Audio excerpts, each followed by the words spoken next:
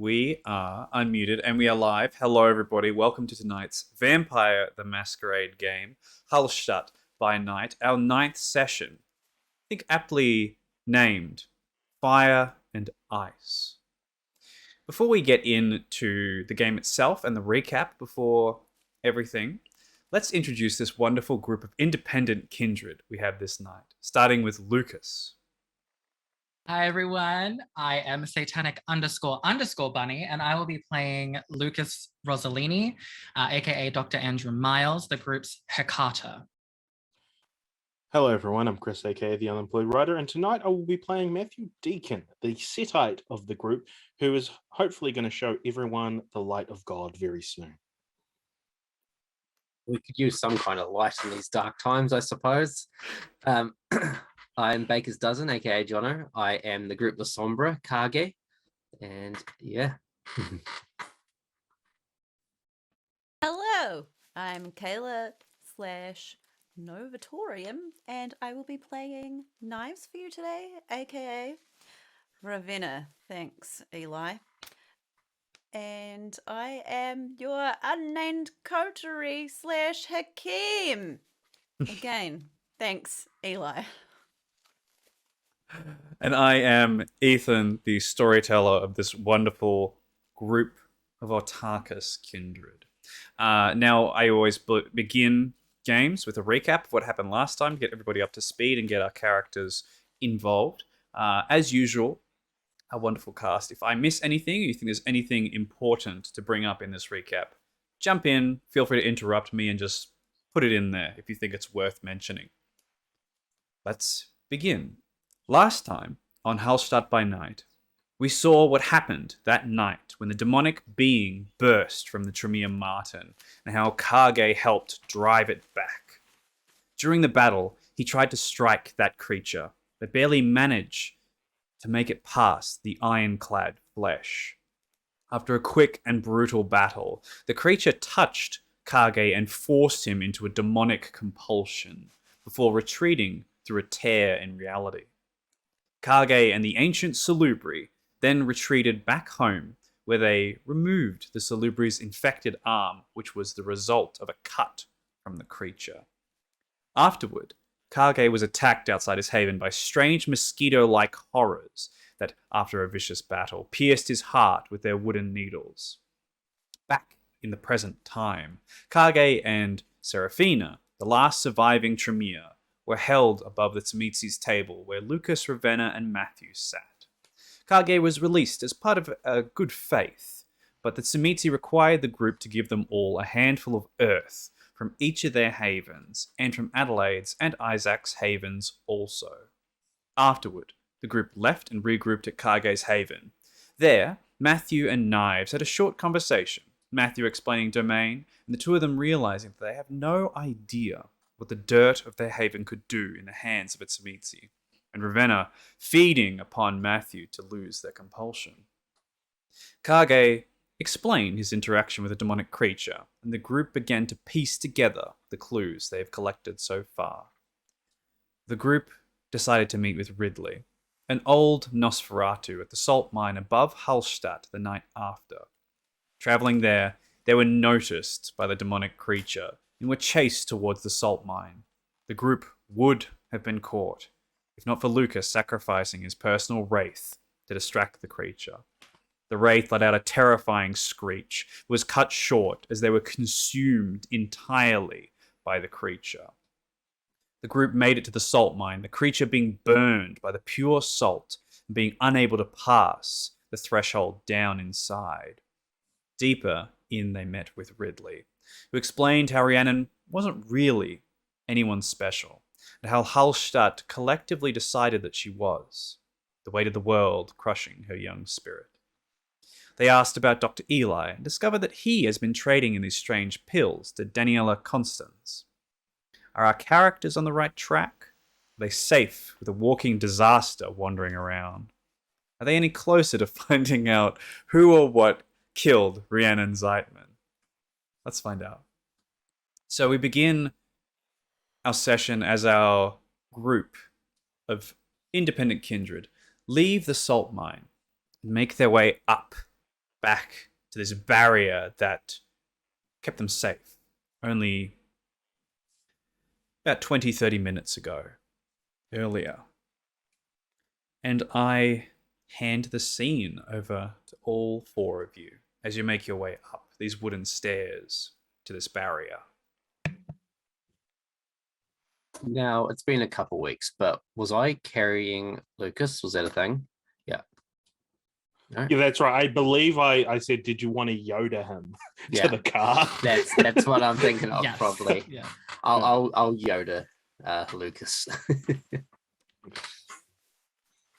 And Before we run out, I just wanted to confirm if my Weather Shroud Sins is still active. Since this is the same area, yes, it would still be active. I'm going to keep a very close eye out for this thing using heightened senses, Auspect, anything at my disposal. Mm-hmm. And I'm going to take him quietly and carefully to the vehicle. I'd say once we're left behind, I'd turn to Knives and I'd say, well, looks like you're my bodyguard as we make our way back to the vehicle. So you better be ready to protect me.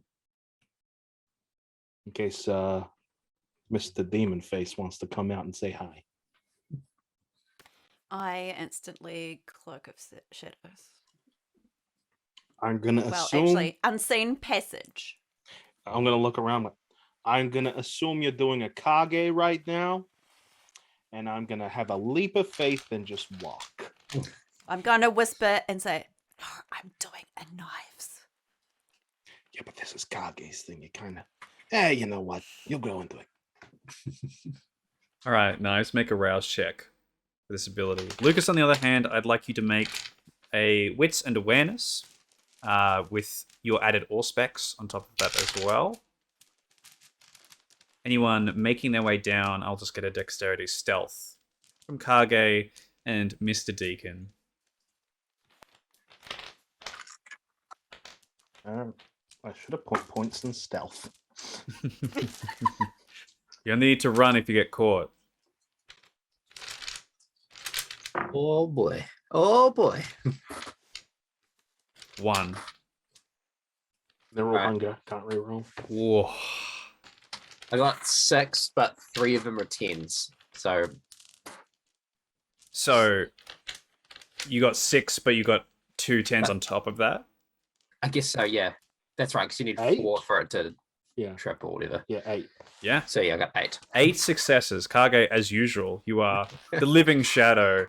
Even amongst all this snow, you vanish. Probably taking some treetops and moving your way through those, since it's very tight pine trees and such around this area. Very easy to move through without disturbing the snow. And you'll be there before anybody else. And Lukas, how many successes on your roll? 7. Fantastic. It is the quiet. It is the occasional rustle of the branch that is clearly something small that sets you at ease. If that thing was here, you've heard its footsteps before. They are pounding, loud, like something out of Jurassic Park in its weight that it holds. The snow cascades with each footstep.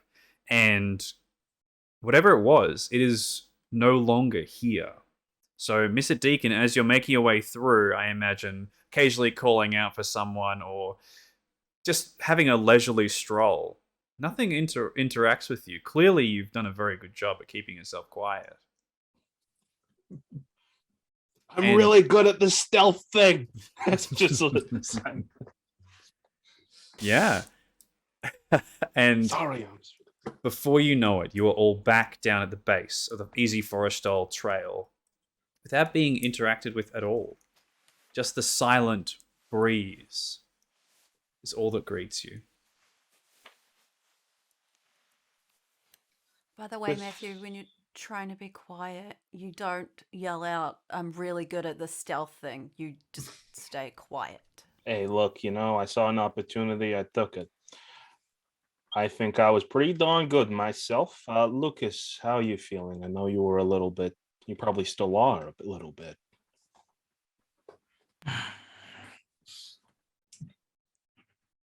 I just get me to the trunk of the car. We are at the car, aren't we? Have at it. I don't hear the thing. It's good. We'll keep an eye out. Have your food. Lucas will, in a unintentional display of bestial action, scramble to the back of the car and throw it open, grabbing hold of the heart that they had from the manor, and without any grace or further preparation, just almost unhinge their jaw with how wide they are trying to bite into this organ. And it's savage and without composure. It's the opposite of what Lucas usually acts like. I believe you have 2 hearts. And what hunger are you at? Hunger 4? Yes. In that case, you are able to slake yourself to hunger 1, as it is still not that long ago that you got them, and all the blood would be pulled in the bag, so you can sort of make it work. Eating these, it's very messy, and it is not the easiest thing to do, but they hold a lot of blood and a lot of nutrients and sustenance for someone of your kind. So you can go to hunger 1. Mr. Deacon, how hungry are you as well? Hunger 3. Anyone at hunger 4? No. Okay.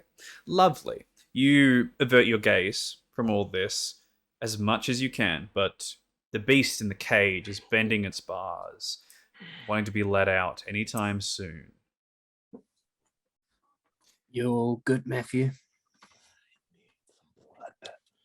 Because You saw me in the cave, and that was a lovely blood bag you gave me, knives, but it's not going to be enough. you do you need me to take you to breakfast again? Wait, what is the time? Good question. This was our first stop of the night, I believe. So it'd be only approaching midnight at this point. Still plenty of night left. How about we have another little dinner date, eh? You hungry? I'm not too bad, but I can help procure something for you. All right. Knives, look after Lucas. Lucas, clean yourself up a little. I'm sure you wouldn't like to be seen like this. Yeah, I'm thinking about you right now. Lucas nods and takes out one of the many water bottles that he carries with within the boot of the car, and goes about trying to, as best as they can, clean up their mouth, their skin, and if they can, the clothing. How far away are we from Adelaide's place? Not very far at all. Maybe 2-minute drive. 2-minute drive. What about walk? Walk, 10 minutes approximately. 10 minutes. Cool. I will. And how far is Rhiannon's place? Rhiannon's is in Hallstatt as well, but on the other side. So approximately 14 minutes. It's a very small place. It's 14 walkable. minutes. Cool. I'll say, all right, you guys freshen up. Kage and I will go. I'll go and feed, and on the way we'll pick up some dirt from Adelaide's. Hopefully she's not home or she won't notice us.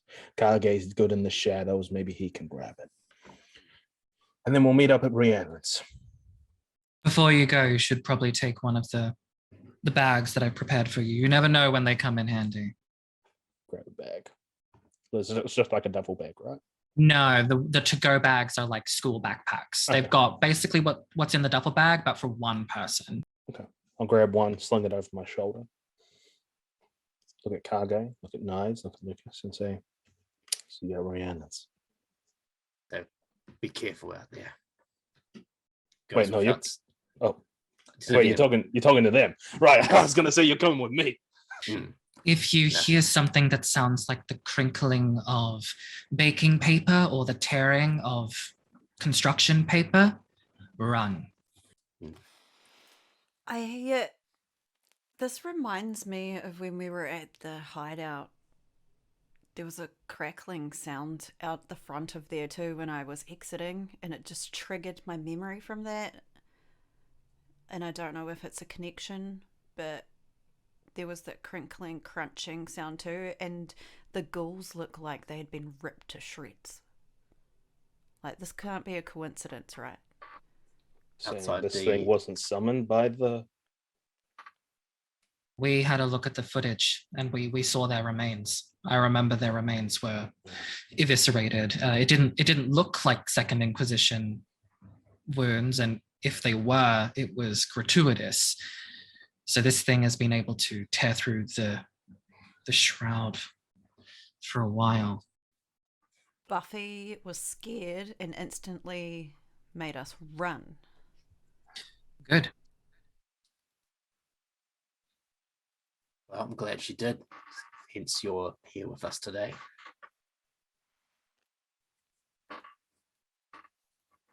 Right. We're burning moonlight. We need Plenty to of go. things to ponder over while we make our way there. So, to be Wait. clear, we're splitting into two groups. Yeah. Deacon and Kage are heading to Adelaide's place. Hopefully, she isn't home. Lucas and Knives, where are you two going? I think we're headed there and they are feeding. Gotcha. So, you two are headed to Adelaide's first, and the other two are feeding. So, the other two make feeding rolls for me. Your usual feeding rolls. Yep. Lucas and Knives, you, for once, do approach Adelaide's place, taking the car. This is the only time you have seen the lights out at Adelaide's bakery, where she usually is. You don't know her exact sleeping place. You don't know where her haven is, but you can assume that somewhere in Hallstatt is where it would be, since she claims ownership of the entire place. What would the two of you like to do?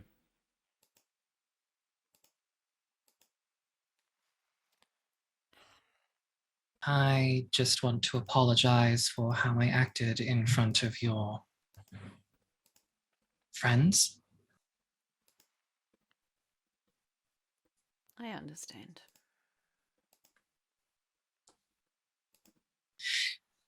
Still, even though there's no excuse for my behavior. Reasons, not excuses. How are you feeling?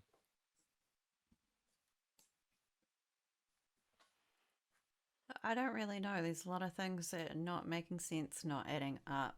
I just feel like I've been thrown in a puddle of boiling water and left to try and reach the top. Yeah, that's why I kind of put down roots here. Kindred politics. It's a lot like that. Boiling water, except in this boiling water, in places rife with politics, there are also sharks, and in the rare cases, leviathans. I thought this place would be different, but I guess it's the quiet places you should be most wary of. Good news. I think I have found out a way to prevent us from being ambushed by the thing, which is good because I don't have anything left to throw in front of it for it to slow down. Is Buffy with you? Well, she normally is, but I haven't checked in. Buffy, are you around? There is the melancholy feel that sort of pulses through your blood. Again, it's not a emotion. It is inside the blood. It shifts its entire resonance inside of your body. She's around.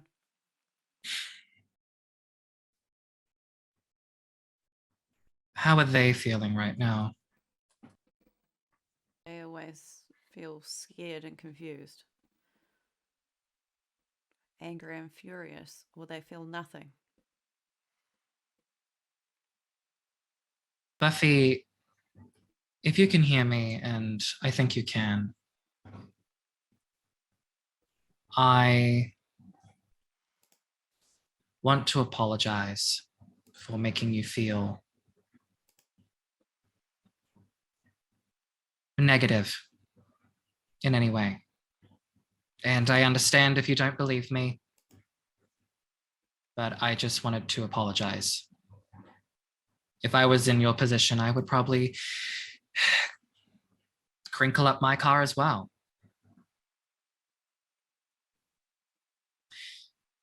What my family has done in the past and what I have done. Remember last time this made her angry. All right, then I will just leave it as I'm sorry. And that I want to do everything in my power to protect knives. Knives, plural. Pew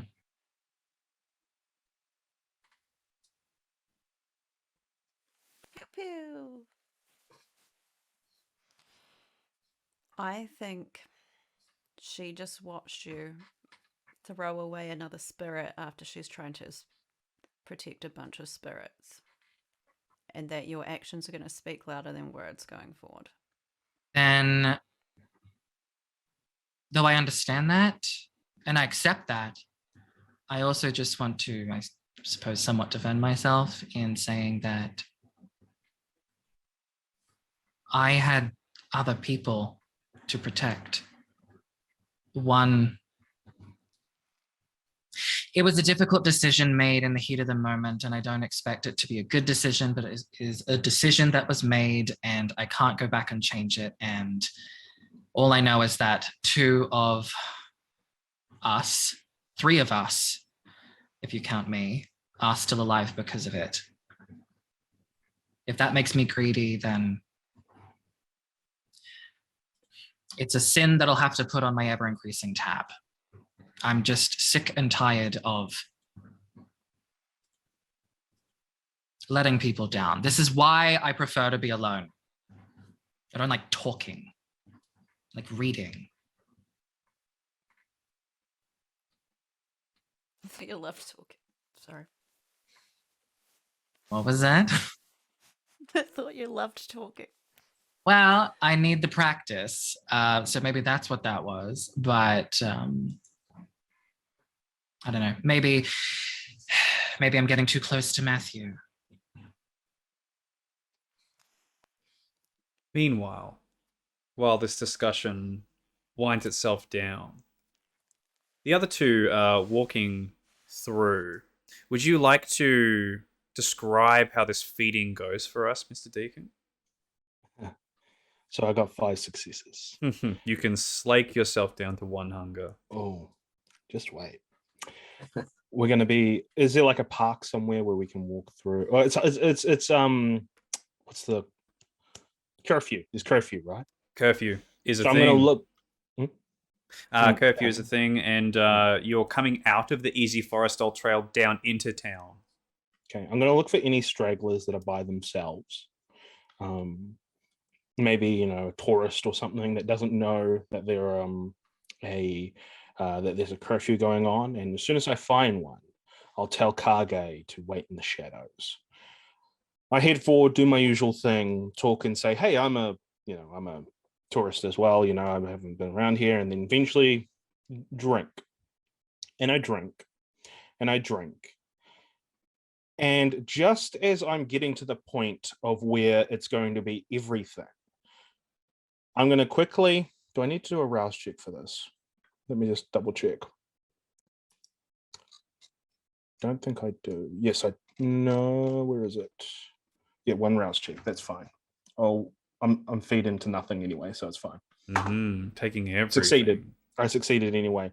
I'm going to do a quick chimeristry to distract Kage as I drain this person dry. In an especially jumpy moment, Kage, you fought this thing tooth and claw, sword and skin, and the slightest movement in the corner of your eye makes you turn, hand on sword, ready to defend, to attack. And in that moment, Mr. Deacon, I imagine this is when you take every last drop. So he created that sound. Sorry, I was just confused of what he did. It's a sound / movement that is an illusion that simply can distract someone momentarily. Mm-hmm. The point being, I wanted to distract you while I drain this person dry. That's fine. I just wasn't sure what happened or how I was being distracted. All you do is turn around and there's nothing there. Perhaps a moving shadow, perhaps that tendril, you're not quite sure. Check if you've got the ring on, you don't have it on currently. Could be a variety of things, but you don't see that demonic creature anywhere. Okay. And then I turn back. I'm guessing it's him in a limp body. Yeah. As I'm turned away from Kage, there's like a smile on my face as I just kind of wipe, holding this limp body. And I just say, Kage, I think I've done something, as I drop the body and just sort of back away. I'll walk up and I'll be like, I'll put a hand on his shoulder. I'll be like, it happens. Sorry, I'm sorry. Your Jesus tell you to do that?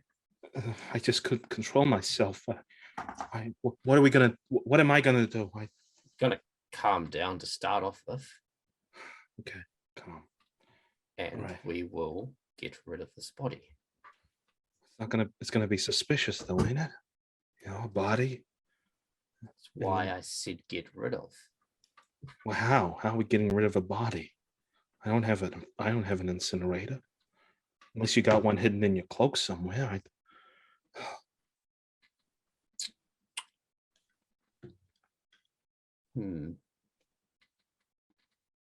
Just we're still not far from the forest. We can go hide it there for now. All right. I'll keep watch. Probably better. I guess. And then you just see me just shaking. I'll pick up the body and I'm stealthing, obviously, and I'll take it back into the forest and I'll find a dense bit of brush and I'll chuck it in there. This is not the first time. This is not the first time, Kage, that you've had to deal with bodies and putting them in secret places. So with no check necessary, you find the best place to place it. Leave it there. I'm going to grab a nearby rock and I'm basically going to smack the head to make it look like it was an impact murder rather than a drain loss of blood. Very nice. The amount of strength you have, I believe you have the level 1. Oh, I knew you have Soaring Leap. Okay. All right, let's get a check to see how good this is. I'm going to get strength and performance. Strength and performance, you say? Mm-hmm. Right, I will rouse to get an extra 2 then. It is a 2, so I will gain 1 hunger. And that is a 3. 3 successes? Yeah. Lovely. You have done this many times before. Very easy for you to do. Quick smack, exactly where it needs to be, right in the cranium. Drop the rock nearby. Job done. You've done this many times before. And I'll get back to Matthew. The two of you regroup. I'll be like, you calm? Yeah, thank you, Kage. I don't know what I'd do without you. You're Right. a real help. Come with me a second. Oh, come on. We're in like a park kind of area, right? Mhm. I want to find a park bench or something. Yep. All right, sit here, Kage. I mean, I'm Kage. Sit here, nephew. I look. Okay, sure. I'll sit down. I'll sit beside him. How about close your eyes? Close my eyes. Feel the snow. Feel it falling. I kind of like open my eye a little bit to peek to see if he's got his eyes closed. My eyes are closed. I'm just Yep. lying beside him. I just kind of look at him and just kind of like monitor, like very, very calm, just monitor what he's doing right now. That's right. Just feel the snow. I just want you to try and clear your mind, Matthew. Just slow your non-beating heart down to a stop. As Just he's try saying, and try and clear everything. as he's saying this, as he's trying to calm me down, I just look at him with just no expression on my face, and I just say, "Thank you. It's calming, very calming. This meditative technique that you're doing, very, very calming. Thank you for bringing my heart and mind at ease." We're not done. Stop talking. Let's clear everything. Now I want you to, now that you've cleared everything, just kind of reflect on how you feel about the events that have happened.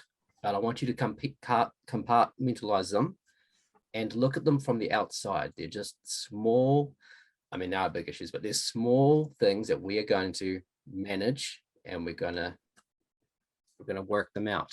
Right now, we're fine. We're just feeling how we're feeling. I just want you to calm. And with that, Matthew will actually just close his eyes and go, "All right." And he'll just like breathe. He doesn't really, because when Kage is actively not looking at him, he is completely calm. But he'll play this facade for a little bit longer and just breathe. Just give it a minute, feel the snow. And then after a couple of minutes, I'll be like, and we'll come back. You're really good at that, Kage. Really, really good at that. It's not prayers as such, but it's a prayer in the way. In a way. Clearing your mind. You could call it a prayer, if you will. For you, it's clearing your mind for the emptiness that is everything, I'm guessing, right? Whereas for me, it's clearing my mind to give absolution to our Lord and Savior. Close, but for you, yes. But for me, it's just clearing so I can reset and come at everything from a fresh new angle. The mind gets clouded and judged by emotion. You need to sometimes just step back. Thank you for that. I'll stand up, brush some of the snow off my pants, and I'll just say, well, as Lukas said, we're burning moonlight. So I'm going to meet back with them at Rhiannon's, I'm guessing. I think that was the plan. Yes. All right. Shall we proceed? The two of you take the straight line towards Rhiannon's home. Knives and Lukas, your intention was to take some soil, or was there any other intentions there?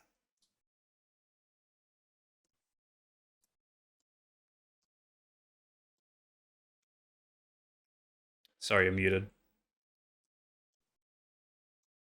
I think it was to collect some soil and then meet them at Rhiannon's. Easy enough. In that case, some time speeds up as you collect the soil, put it into a separate bag, and you all regroup at Rhiannon's home. I want to check that Adelaide is there before we leave. She is not. The lights are off. It seems like no one's home. Are the doors unlocked? They are locked. But with someone of your skills, Knives, if you wanted to go inside, you certainly could.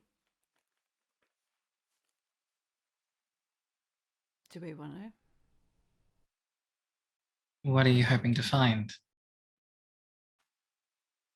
Why is she gone? I mean, it would be rather weird if she was just cooking all the time. Though I think that she just cooks to intimidate us with her blades and bludgeoning utensils. Do you think she actually lives here? Is this where she sleeps? With Adelaide, anything's possible. I don't think so. That'd be rather weird. But there have been weirder things like demons. I will support whatever action you decide to go with. I don't know what we're doing. Collecting soil and trying not to die, apparently. This better be enough to get Seraphina free. I kind of need her help. Let's go then. All right. The group regroups outside Rhiannon's home. It is a pale blue painted color with a darker blue for the structure, the structural integrity parts. And the lights are all off this night. There's only a very small space in between the home and the street itself, where some flowers sit, wilted, uncared for, drooping away from the home.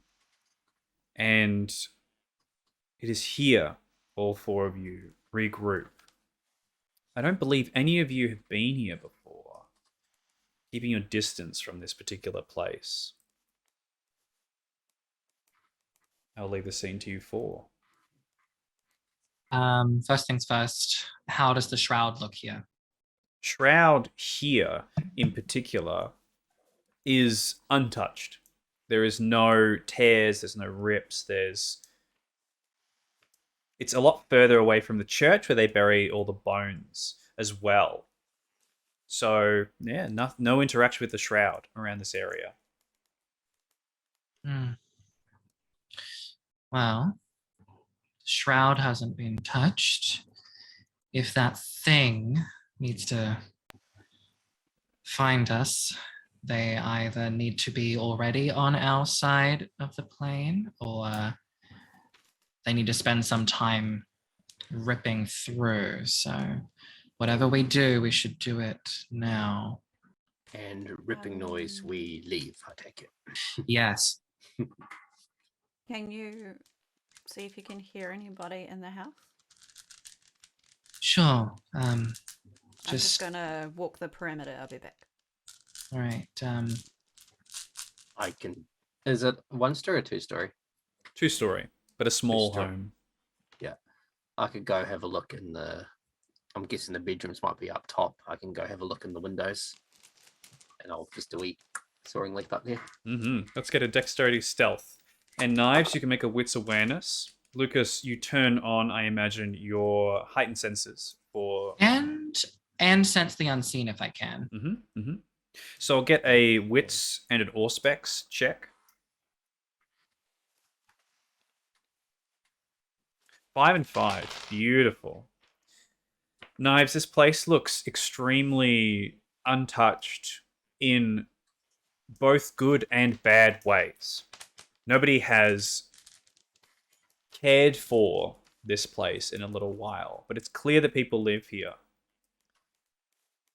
And you can tell just by the basic structural integrity and how it's designed that the first floor has a living room, a kitchen, a bathroom. The second floor has 2 different bedrooms and a bathroom itself as well. Very small, very simple.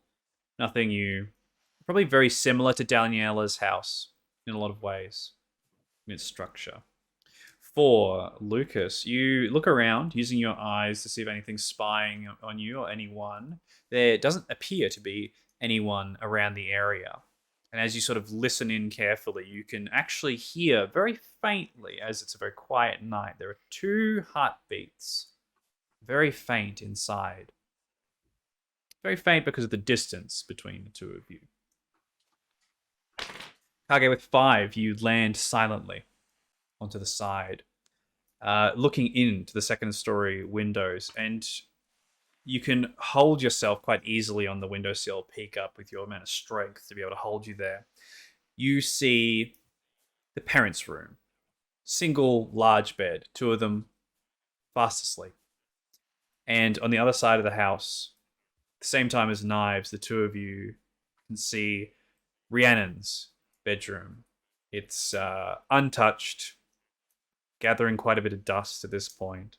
White sheets on a bed, collections of band posters, big books of studies of music, some philosophy as well, and a small desk that has one of those mirrors connected onto it as well. A lot of small drawers that all appear to be locked with a key. Otherwise, it's very minimalistic in a lot of ways. Do I sense with my heightened senses any security systems, see any cameras, the beeping of a standby security alarm or anything? Good question, but there is none at all. There's no security system in this home. And no like dog or anything like that? No animals at all, just the two heartbeats. It's very old-fashioned.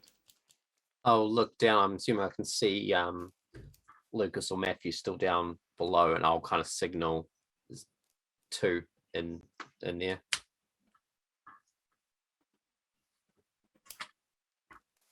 I walk back to Lukas. I also will regroup and share information and whatnot.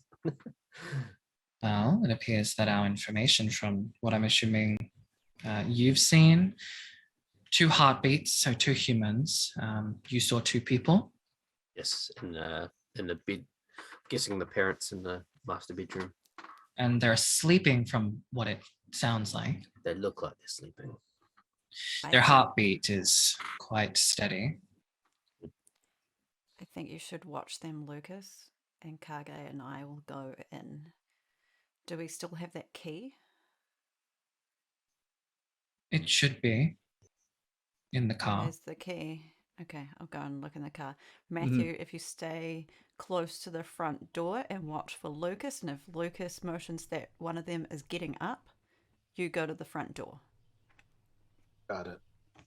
That gives us enough time to get out if we need to. I've taken the liberty to also check if there is any security systems in place. There are no cameras, there is no alarm, and there should not be any guard dog or animal. It appears it is just these two people. All right, I'll go grab the key from the car. As you collect it, I'll remind everybody that this key is sort of a flat silver one. It's very wide and has a small sort of almost like a dog tag connected to it by the small little chain, and it has a number associated with it. Just 33. Number 33.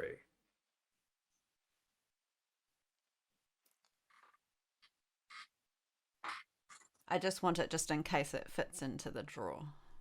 Mm-hmm. Even though I know it's for a key box, but just in case. So we head around. So it's on the first floor. Are the rooms on the first floor or the second floor? I think her room must have been on the first floor because you guys seen it. Both are on the second floor. Right. Okay. So I will follow where Kage went and climb up.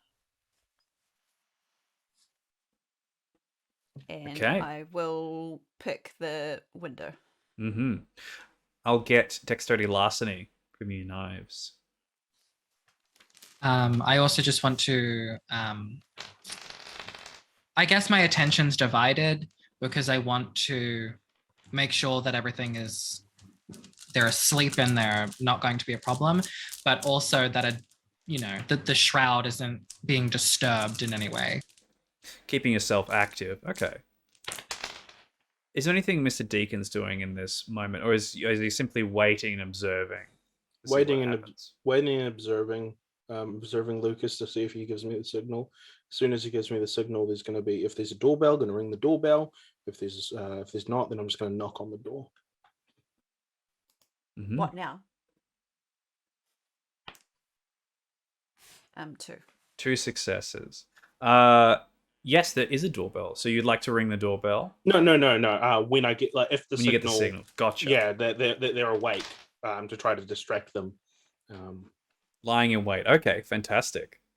2 successes, Knives. Easy for you to do so. It's a very simple lock. All you need to do is sort of bend a hairpin in a certain way, put it underneath, and flick it to the side. Then you can open it up quite nicely. This is Rhiannon's room you're opening up. Yeah, I'm being real careful not to bump anything and leaving it open for Kage to come through. Hello. 2 of you slink in quietly into the room. The carpet is, well, carpet, so it softens and dampens the noise as you move around the room. Some of the floorboards are creaky, but that's normal in this part of town. Not enough to wake anybody up. Is there anything you're looking at or looking for in this particular place? I think there's a diary we're looking for, maybe. Like, do we know that? I believe you were told that at some point. Yeah. There was a diary. I think Ridley was the one to tell us. Mm-hmm. Yeah. So looking for that, and obviously anything suspicious, like maybe pills or flamingo paintings. Mm-hmm. Anything. I will get. Now, I'm going to give you both a choice. There's 2 separate rolls you can make here. They will both reveal different information. So I highly recommend one of you does each. The 2 checks are intelligence investigation. The other one is wits and craft. I would prefer wits and craft. I don't know about you, Ella. You're muted. Same. Same. All right. I can take the other one if you want, and I'll rouse the blood. Okay. Make the relevant checks. Quiet down on the street. Nothing but the wind and the snow to greet you both. But you can't even hear the other 2.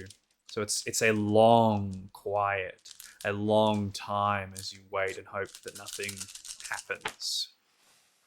Okay. First up, rouse check. I did not gain hunger. And then I got 1, 2, and then 2 10s. So 4, 6. I got 6. 6 successes. Okay, and that was witchcraft. Mine was intelligence investigation. Fantastic. 3. 3? Beautiful. Between the 2 of you, you look around the room, trying to grab as many things as you can. You find some instruments and some other things, some clothing in the wardrobe, etc. Under the bed, there's nothing. Making your way through until you both reach this desk with the mirror and noticing how shiny and how clean this mirror is compared to everywhere else. And the 2 of you start to make your way through these drawers. Kage, Knives, with witchcraft, you in particular are very familiar with this. You notice that the one on the left-hand side at the bottom has a false drawer. And since you don't have the key for this, you do have to force it. However, Kage, with your such a high investigation check, you know exactly how to do this. You just open it you just shift it in a certain way. It just opens. Opening up the bottom, the false drawer does reveal a sort of black bound diary.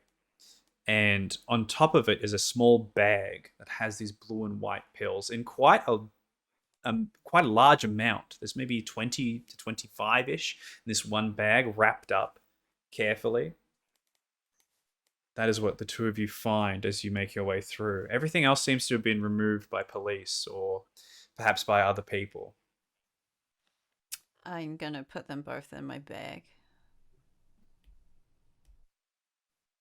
And we find nothing else that looks like it is important. Any clothes with blood on them or anything? No clothes with blood, but if you will give me one moment.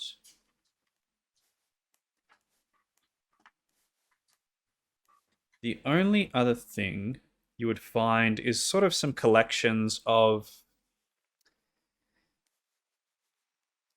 meeting places, times, money, numbers, a list of all these different things.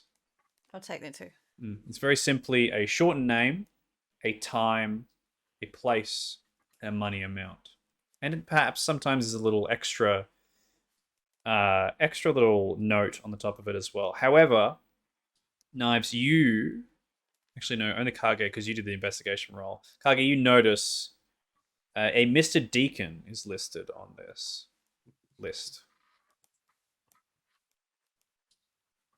I'll just kind of tap beside his name and show Knives. I just give him a blank stare, like, yep, let's go. And I make sure we just cover, like, try and settle the dust a little bit of where we've been, so it's not completely obvious that we've been walking. With such high rolls, very easy for you to do so. A simple Kage, you get down and you just sweep the dust up into the air, knowing that it will settle after some time and just blanket the area. And you make your way back and regroup expertly. Before they arrive, Mhm. I'm assuming with my heightened senses, I can hear when they're like getting ready to leave, like with the windows and all that. You could probably see it as well. Okay. I guess I'll take that moment just to quickly confer with Matthew, just to kind of look at him to see what his state is. If the feeding went well, if he's still hungry, if he seems irritated, if there's a mess on him. He doesn't seem irritated. He doesn't seem like there's much going on other than him just kind of blankly looking at you, just maybe leaning against like a pillar or something, or like a column next to the door, just like ready to knock if you give the signal. Not. He just kind of looks at you. Did it go well? What, the feeding? Yeah, it went well. No issues. Okay. Why? Why are you asking? Sometimes things can be complicated, but you know, I It's wanted only... to make sure that, you know, the thing didn't come through. No, nothing like that. But, you know, these things, they're only as complicated as you really make it. So... I think they're coming. The owl people. Yeah, right. As I'm about to... Right. Got it. And the four of you regroup at this moment.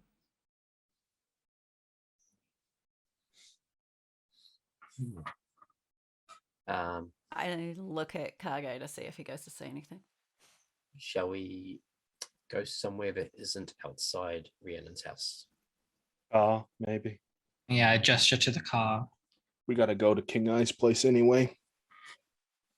I think it's our last stop. Question, Ethan. Hmm. In house, will there be like a, how do I say, like a craft shop or like a...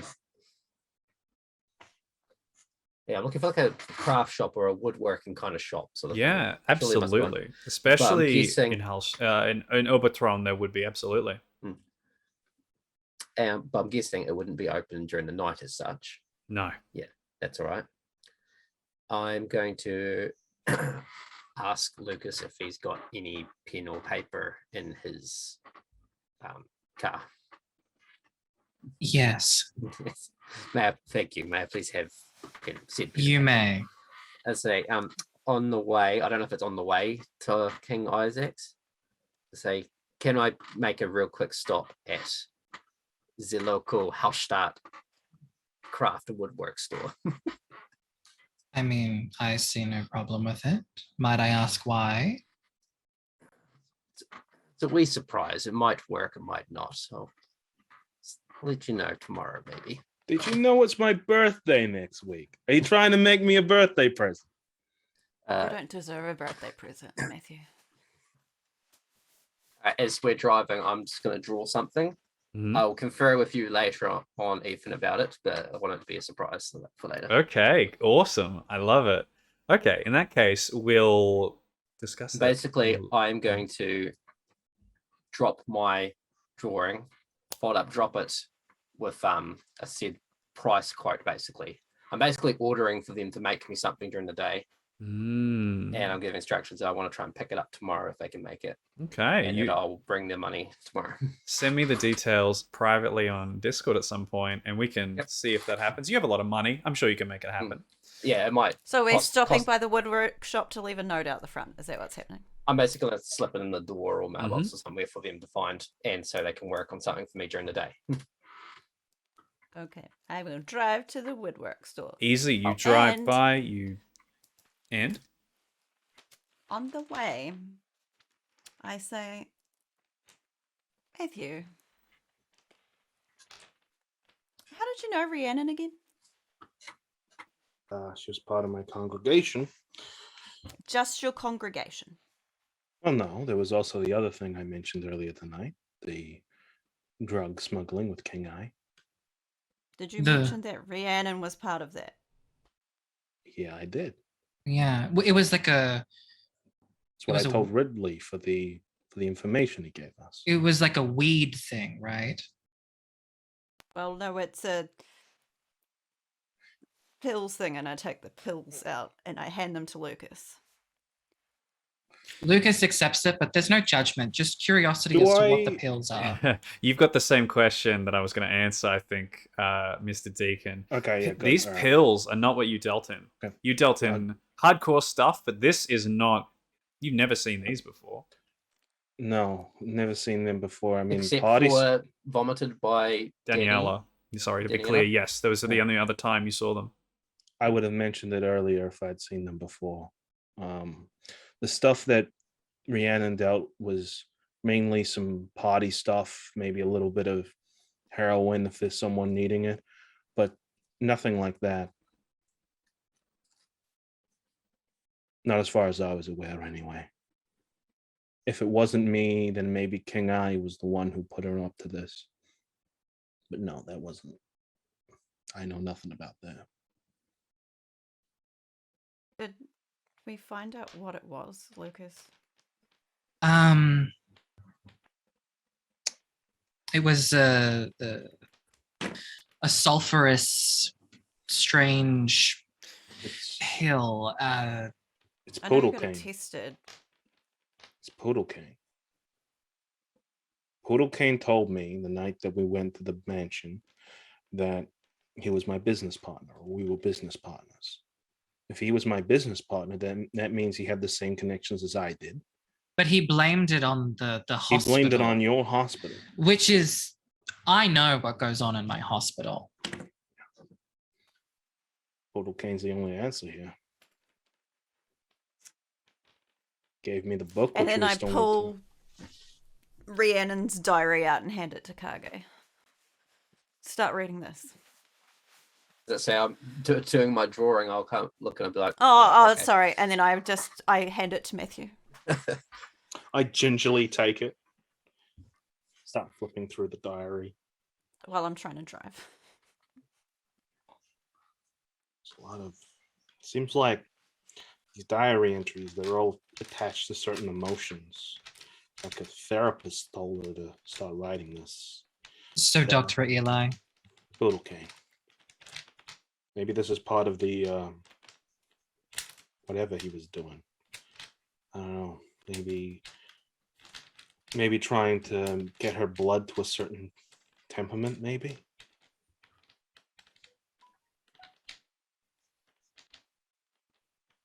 There's a lot of drawings here too.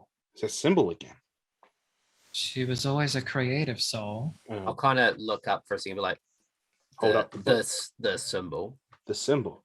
There's a symbol here. Same symbol that we've been seeing around. Don't like it. Were those Okay. symbols in Daniela's drawings at all? Interesting. You didn't actually look at all the paintings, just that one. No, we looked at all four of them. All four of those ones, yeah. Okay. I guess we're going back there. I got an in with her mother, so I can probably distract her while unless they're still at the hospital. They might very well be at the hospital still. At what time did this? At what date did this symbol show up on the diary, or has it been there since day one? You'll have to remind me that, Ethan. Which particular date are we looking for? When the symbol first showed up. Symbol first showed up. It was in the Thief the Scholar episode. In her diary, it would show up several months ago, approximately 3 months. 3 months ago. It's what's interesting about it is that a coffee stain, like she's put a mug up against the diary, has stained all the way through, and then she started to sketch over it in a circle, and then later it becomes that triangle around it, and then it becomes a circle around that, and then a final circle, and that's when she starts questioning, what is this? Like, why did I do this? It looks like she subconsciously drew this thing and then realized what it was, or realized there was something about it. And it starts off, as you see here, with a coffee stain, and then slowly, next page, circle, next page, a little bit more of a circle, and then I start going through. Mm-hmm.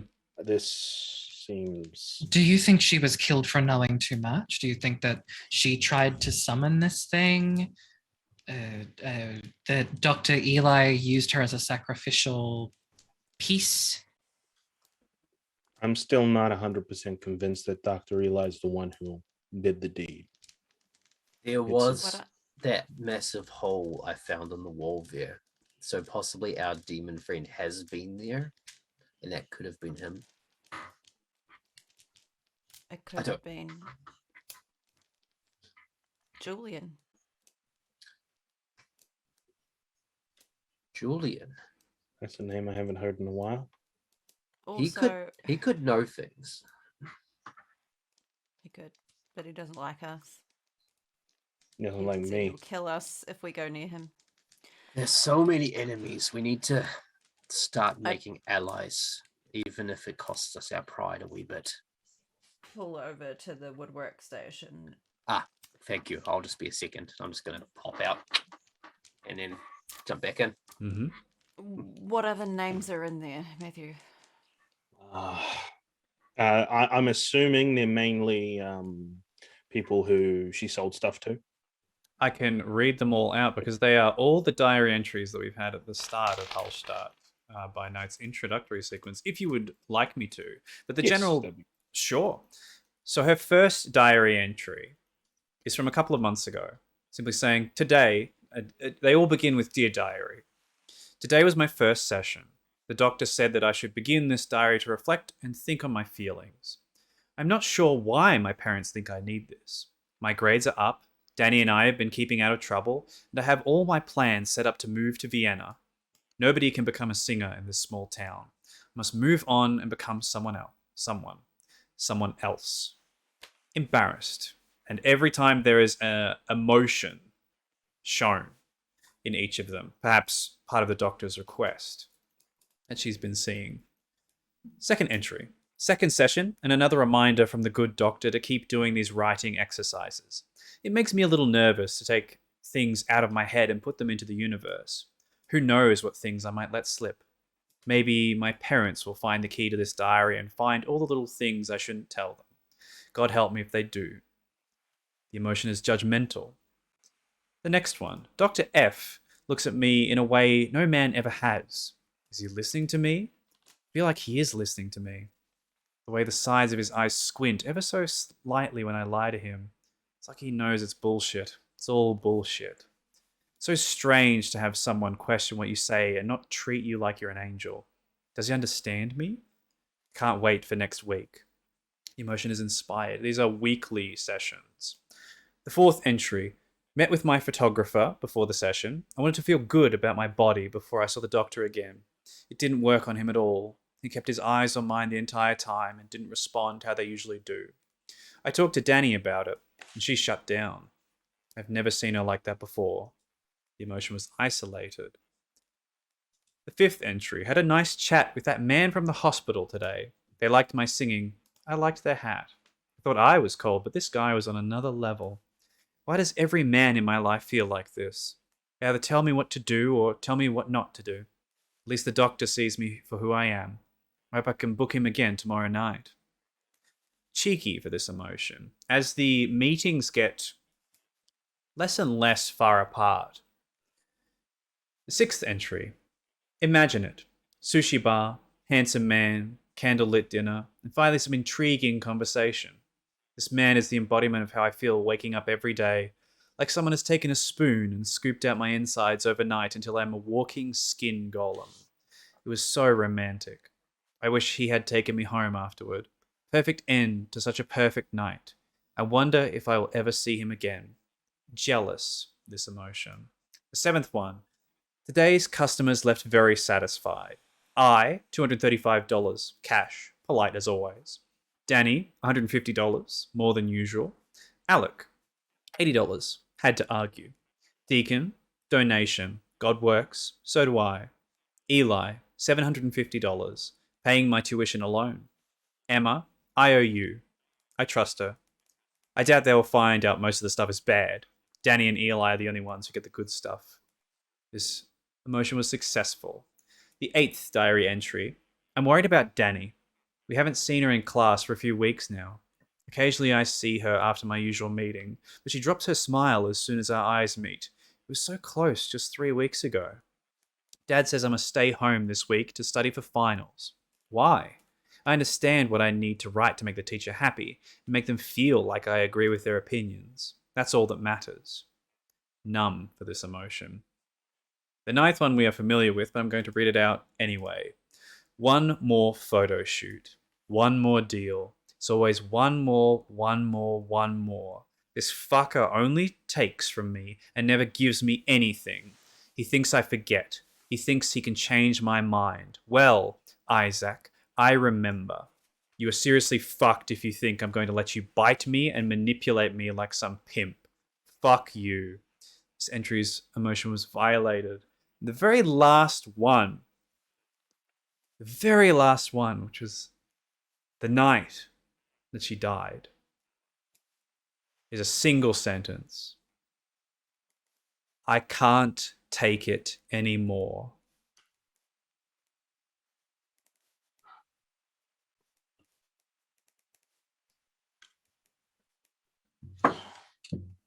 Does Matthew read it out, especially the Isaac parts? Yeah. I'll read it out loud, pretty much. I'll just, there's some it's heavy shit. Your boy Isaac sus. Yeah. I'm going to have words with him. He's not going to be happy because I meant to get him something. Why talk to him? Why not just collect the soil, bring it to the monster, and let that monster destroy the worst one? Yeah, maybe. A photo shoot. I need. Do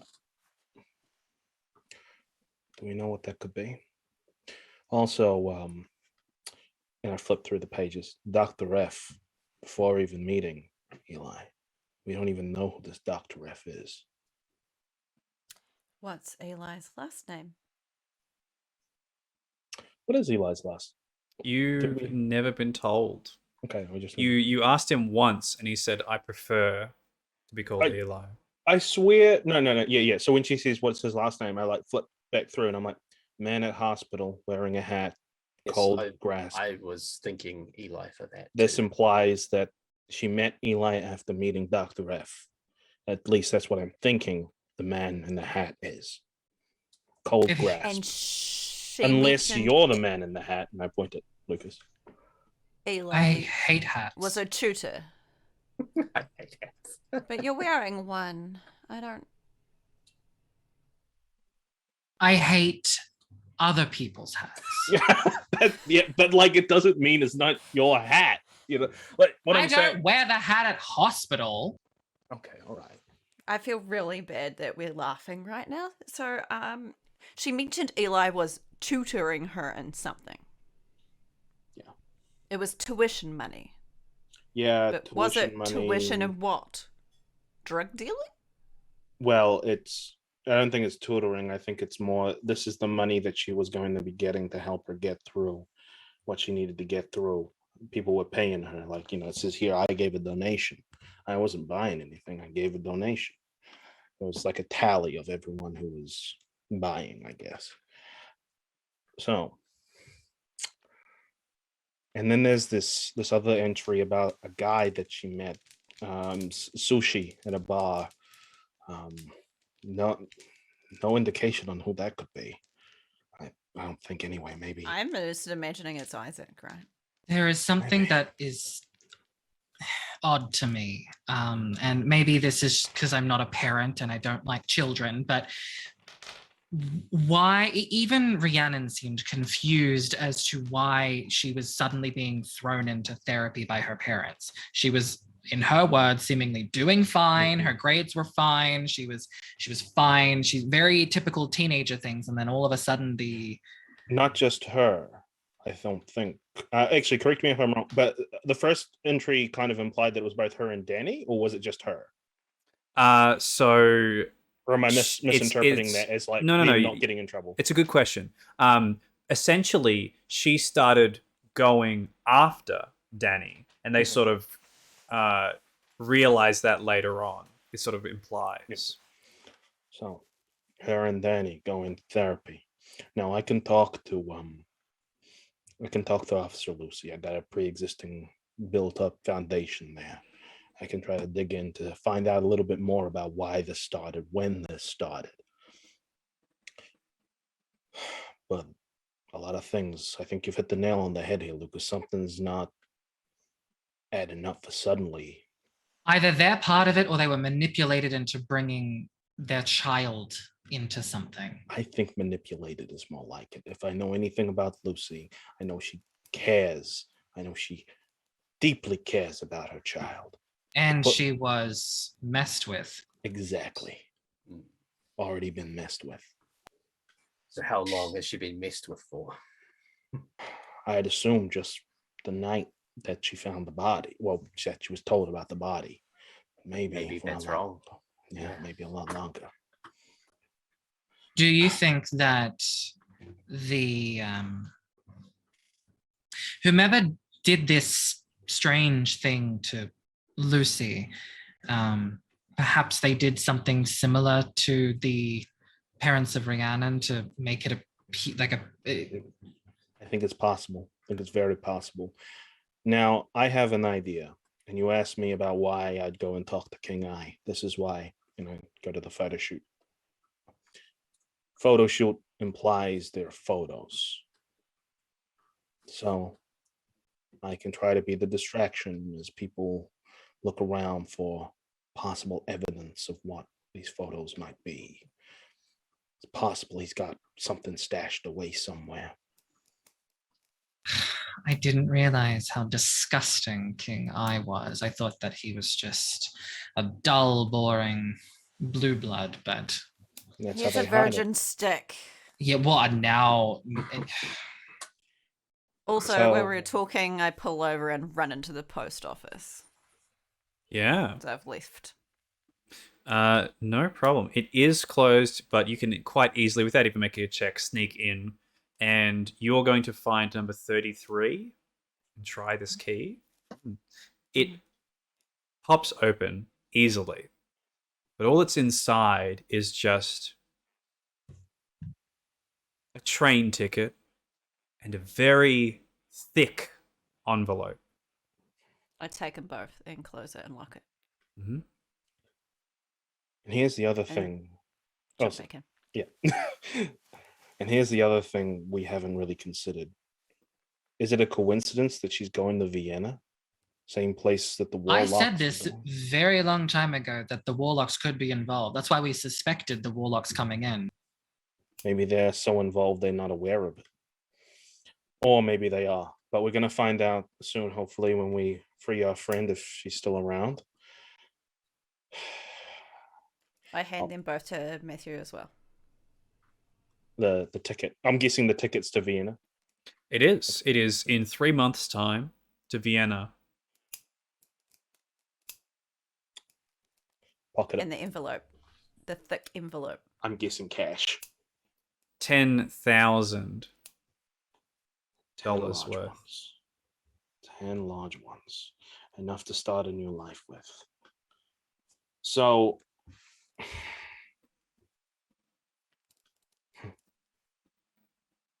There's a lot of questions here, but I feel as if do we go and search King Eye's place for photographs, or do we just let it lay where it is? Do you have any,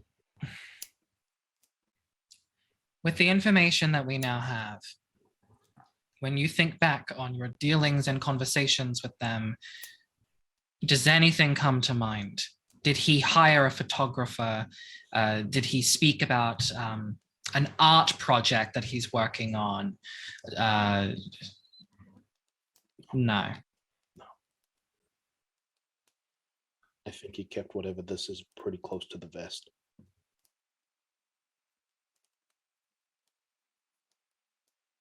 Did he? You said that you were very forthcoming in that you were working on behalf of King Eye. What was it that he was having you? Was it just Rhiannon's He wanted death? me to investigate to see if there was any kindred involvement. And his specific words were, if there is, because of the SI, though I'm thinking that's not the case now. I was thinking that from the start this wasn't the case, to cover it up. Have you covered anything up? Oh, no. No. Well, we technically have taken all the evidence we have found Yeah. I could light a for match. ourselves. I could light a match right now, walk out the car, and it's technically all covered up. But no, I'm not going to. I think King Eye's time on the throne is, well, it's past due. On the This throne, time. but I thought Adelaide rules the place. Yeah, they have conjoined thrones, like weird squabbling lovers, whatever the fuck they are. They probably were at some stage. They probably I still think- are. There's probably some weird kind of foreplay that they're doing. I think I'm going to be writing a secondary note for D. She really didn't like, well, she, for very good reason, didn't like King Eye. If we give her this information, perhaps she could be moved to provide something. I know that I sent her a letter about, containing information about what we've uncovered necromantically.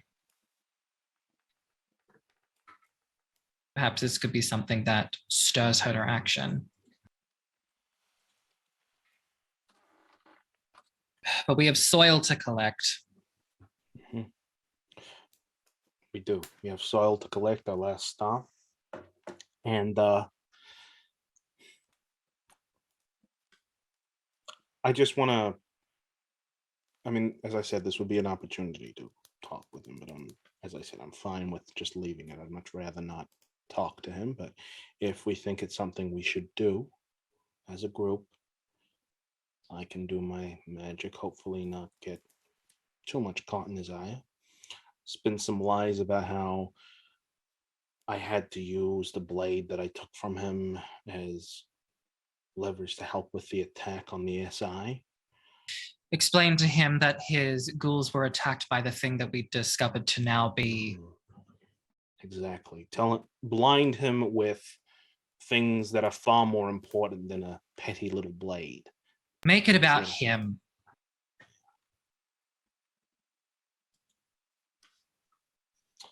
Okay, I can try. If that's what we want to do, I can try. It's the most I can do. Meanwhile, Knives, Kage, Lukas, keep watch. Knives and Kage, you two sneak around, try to find anything to do with not just the photo shoot, maybe anything that might lead us to another crumb to this trail. Eat all the crumbs we can find. There's cameras in here and I can't go in. Only Kage can. We'll stay close together then. Speaking of, as the group drives up to this sports club building where Isaac always is, and find the usual place to park, there's a loud yelling that comes straight to the front door. The door swings open as Adelaide steps out as she rips the handle off of the door and brings the entire door with it, slams it, and the glass shatters down on the pavement in front of her. A clear display of vampiric strength. Luckily, there's no one around to see it. She screams at the ground and then takes a moment to just sit on the step, head in hands. Still screaming into her hands, or is she weeping? She stops and then she sits down. Difficult to tell as she's covering her face entirely. But you're sort of off on an angle so you can see her side profile. Does one of us want to go investigate that? Maybe one of you two. Lucas, this might be good for you. You do have a pre-existing relationship. Yeah, I'll wait for her to kind of calm down and then see what happens. But I'm not. I may talk a lot, but that doesn't necessarily mean that I'm good at talking. Try to lead her away from the door. When she's away from the door, I'll go inside. Whoever wants to follow me can follow me. Maybe Knives, you can stick outside, away from the camera sight. And I'll try to see what's happened with King Eye. If I am to talk with her, please be as quick as you can. I do not feel like my thoughts are safe with her. Or anything else for that matter. Well, I don't need to wait for her to move. I can just go in the way I did last time and I'll go. Actually, she might be quite upset to see us at her enemy's domain. She would probably be asking why we are here, why I am here. Do you have a contact info? Hers? Yes.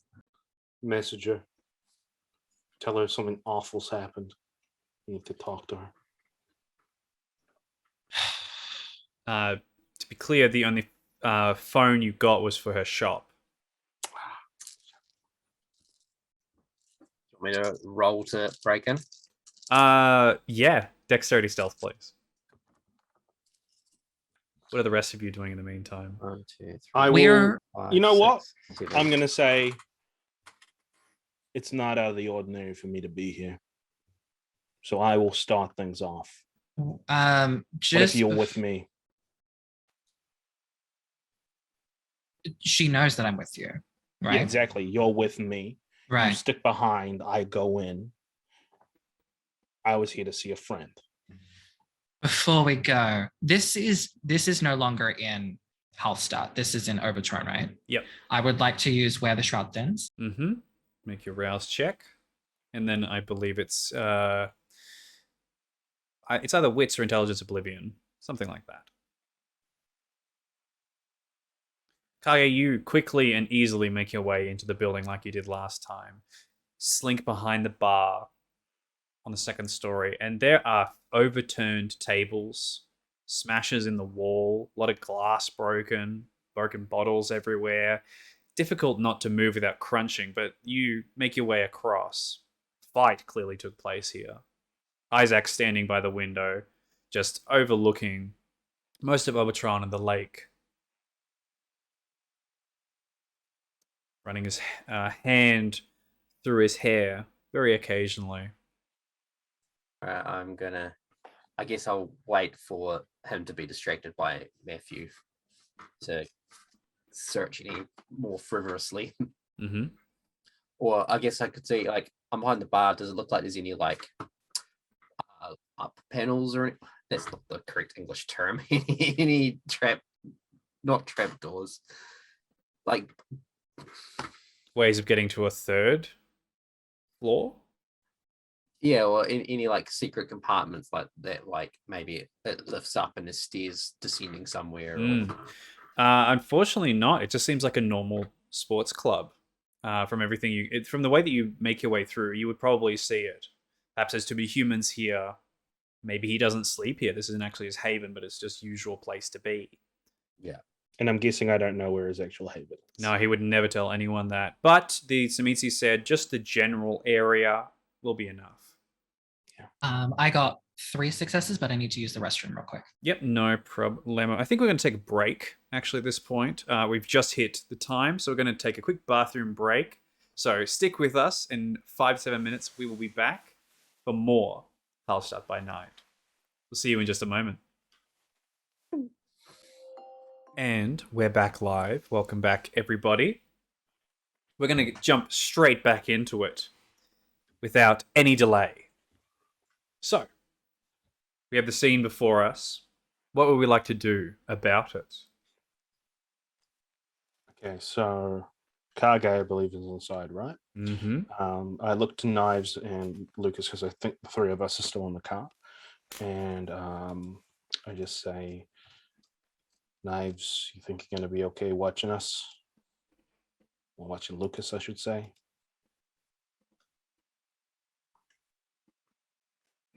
She'll probably see me, but I can do it. Yeah, it's not too out of the ordinary that we'll be here as a group. All right, and Lucas, walk with me. Act surprised to see her here. And I am surprised to see her here. well, act like it's the first time I've seen her there. And I'll just kind of leave you two to it and walk in. All right. And we'll make our move. Mm-hmm. You Oh, approach. actually, sorry. I'll say Knives, get the dirt. May as well do that while you're hiding. Very well. As you approach, making yourself known, Adelaide, the young, long, blonde-haired Adelaide, not in her usual apron, this time just jeans and sort of a dark shirt. She brings her face, rubs them up as she does so, smearing bloody tears across her face as she eyes the two of you approaching, just off from the side, puts her hands down, and looks away. Can I take a handkerchief out and offer it to her? I'm like not looking at her face because it's kind of like, you know, she clearly doesn't want to be seen in this state. So I'm like looking away, but I'm offering, you know, some kind of mercy. She nods slightly as she takes it, starts cleaning up her hands first, and then wiping underneath her eyes very carefully.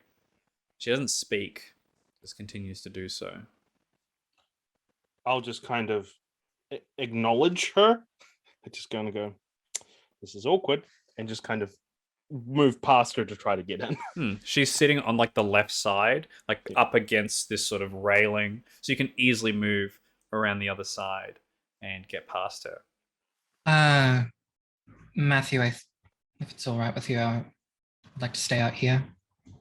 Yeah, that's probably a good idea. Adelaide, I hope you're doing chipper.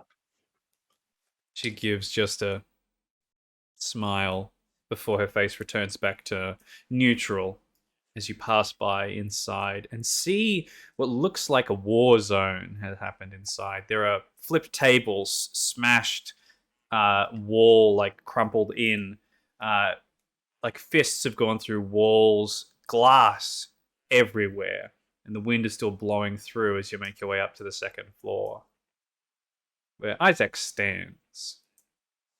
I'll just kind of look around and I'll just say, you're doing some renovations, boss, or calling in Adelaide to be your co-decorator or something? For once, he doesn't turn to face you and he speaks, and you can see how unkempt his hair is with the strands falling down across his face. He simply says, yes, redecorating is probably the most polite way to put this entire event.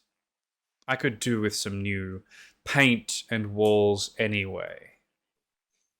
Right. I got you know me, I got people that flip houses. I can get some of my contacts if you like to help spruce this place up a little bit, wash away the memories of this. I will deal with it. all right. That's fine. You're doing all right. At this point, he turns on his heels. His shirt is ripped. He's got claw marks across his chest that you can see, and it's bleeding quite a little bit. Jeez.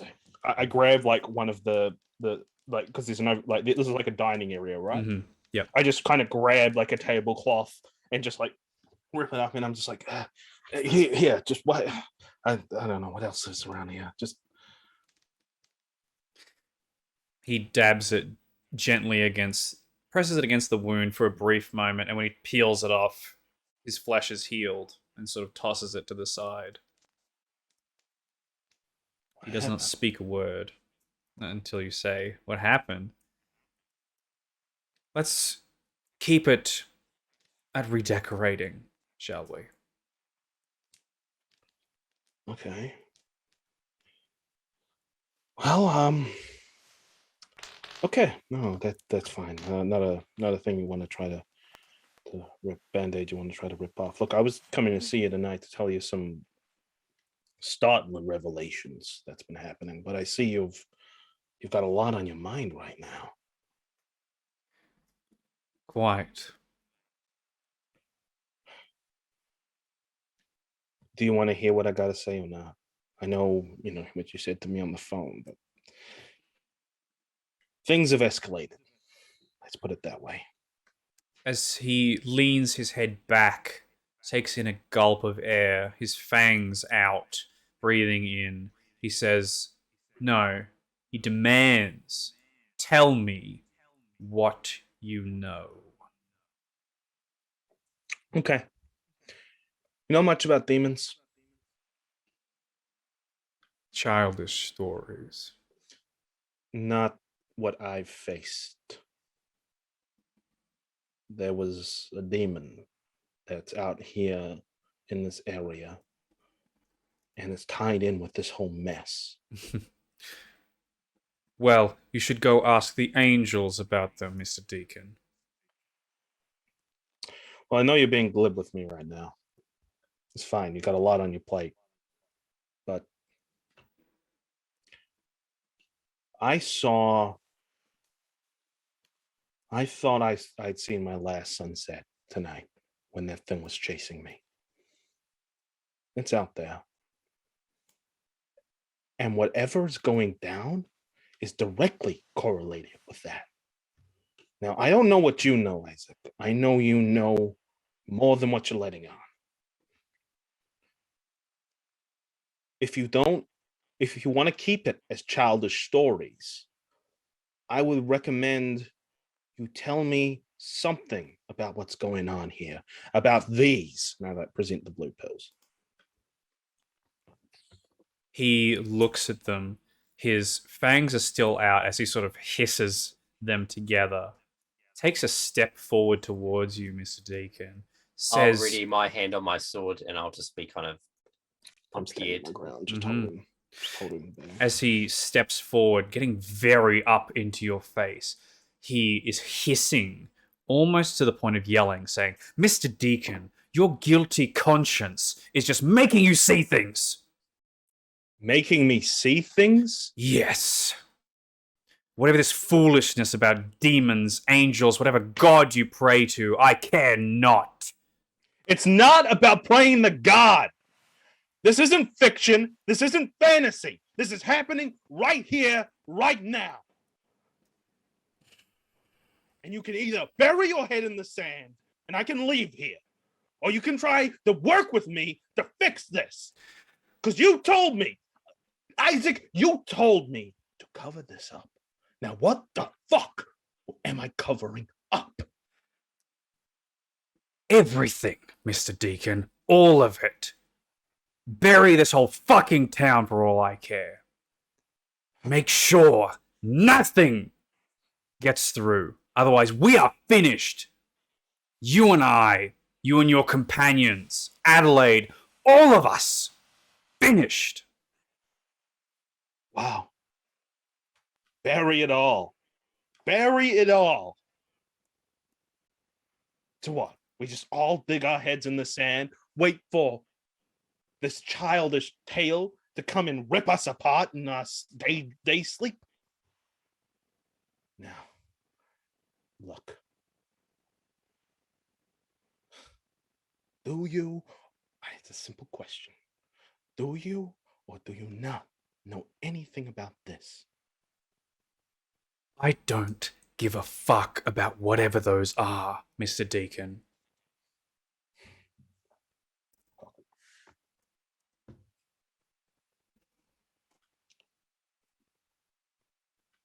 Right.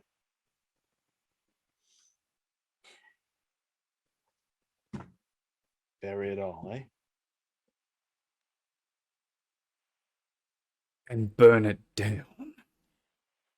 Burn the whole city down. Burn the whole town down. Good luck with that.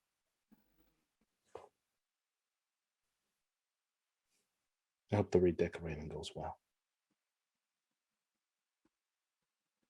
I turn around to walk out. You turn and leave Isaac fuming in this moment, crunching across the glass as you do so, leaving the scene. Kage, I imagine you relax a little bit at this moment. Knives, as you're outside collecting the dirt, perhaps wondering why you were put in charge of the dirt itself, you lean down, scoop some of this up, and when you come back up, standing in front of you, the young, lithe frame of Fionnuala stands in front of you. The Malkavian. Her head is cocked to one side. She's looking at you very intently, very carefully. See through my guys. She can. She's looking directly at you. Does she nod or does she answer verbally? She nods very slowly. She puts it in and she stands in front of her. Hell, do you know what's happening in there? There's lots of yelling still. It's so quiet.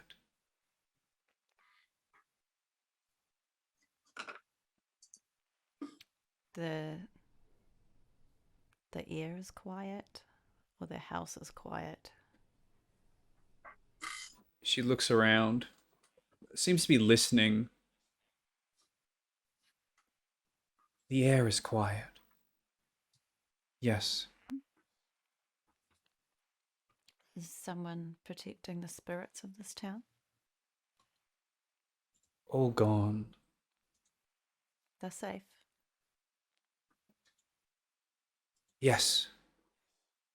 Yes. Yes. Yes. She reaches up, like up under her shirt, pulls out this long icicle, the shape of a stake, and she grabs your hand, puts it into your hand, closes your fingers around it.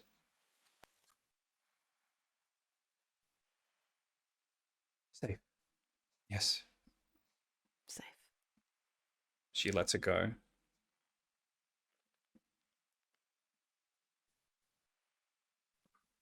I look down at it, and is it just ice? It is ice. Just a very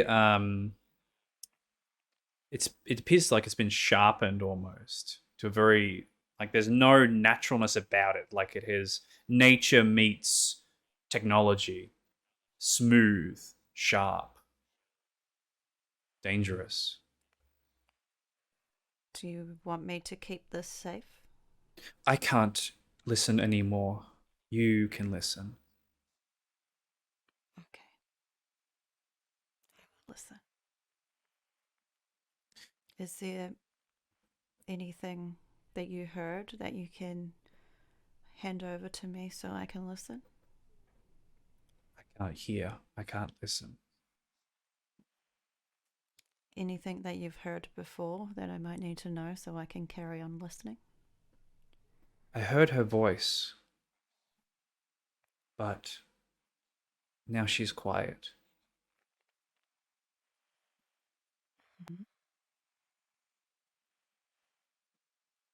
She'll be okay.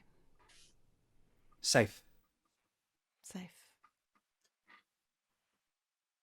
She goes to say something else, but she looks over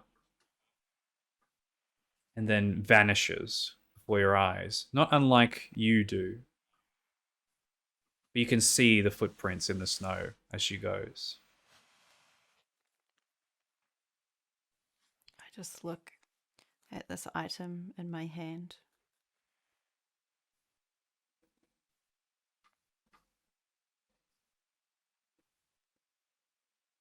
And then up.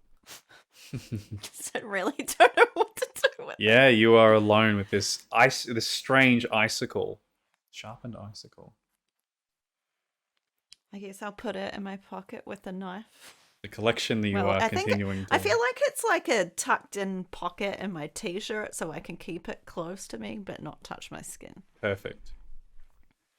In the meantime, Lucas, you are near Adelaide, who is sitting out the front of this sports club in Overthrown. It's this bloody smears down her cheeks. She doesn't speak. She just sits there, her knee sort of tapping up and down. For a little bit, I don't say anything either, just kind of non-verbally showing through action that I am there if she wants to speak, or that she isn't alone in this moment. I don't reach out to try and touch her in any way, not to pat her back or hold her hand or anything like that. It's just, in fact, I'm leaving about like one. If there was a third person sitting in between us space, and I still don't look at her, not directly, just kind of in the peripheral. But eventually I do speak, but speak carefully. I'm not going to ask what happened. It's not my business, but I just want to say sorry.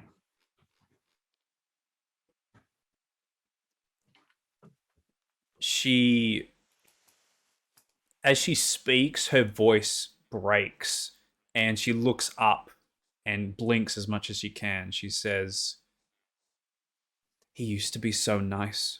And she starts to wipe away more bloody tears.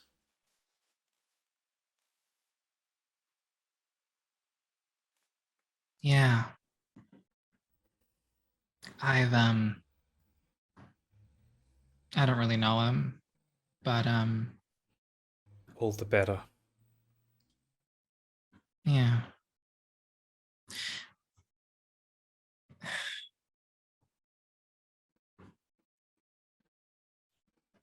Did he hurt you? I know that I'm stepping out of bounds, but there are things that I found out about him that...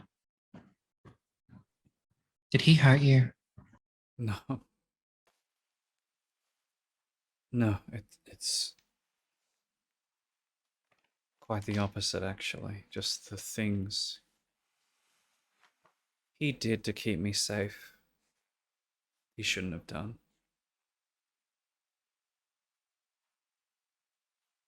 I suppose we do what we think is best in the moment and suffer those incredible consequences very soon after.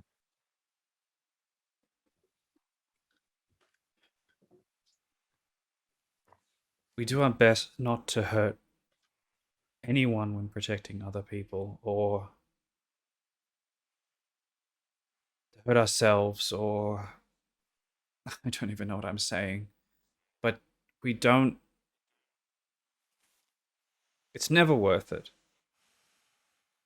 It's never worth it.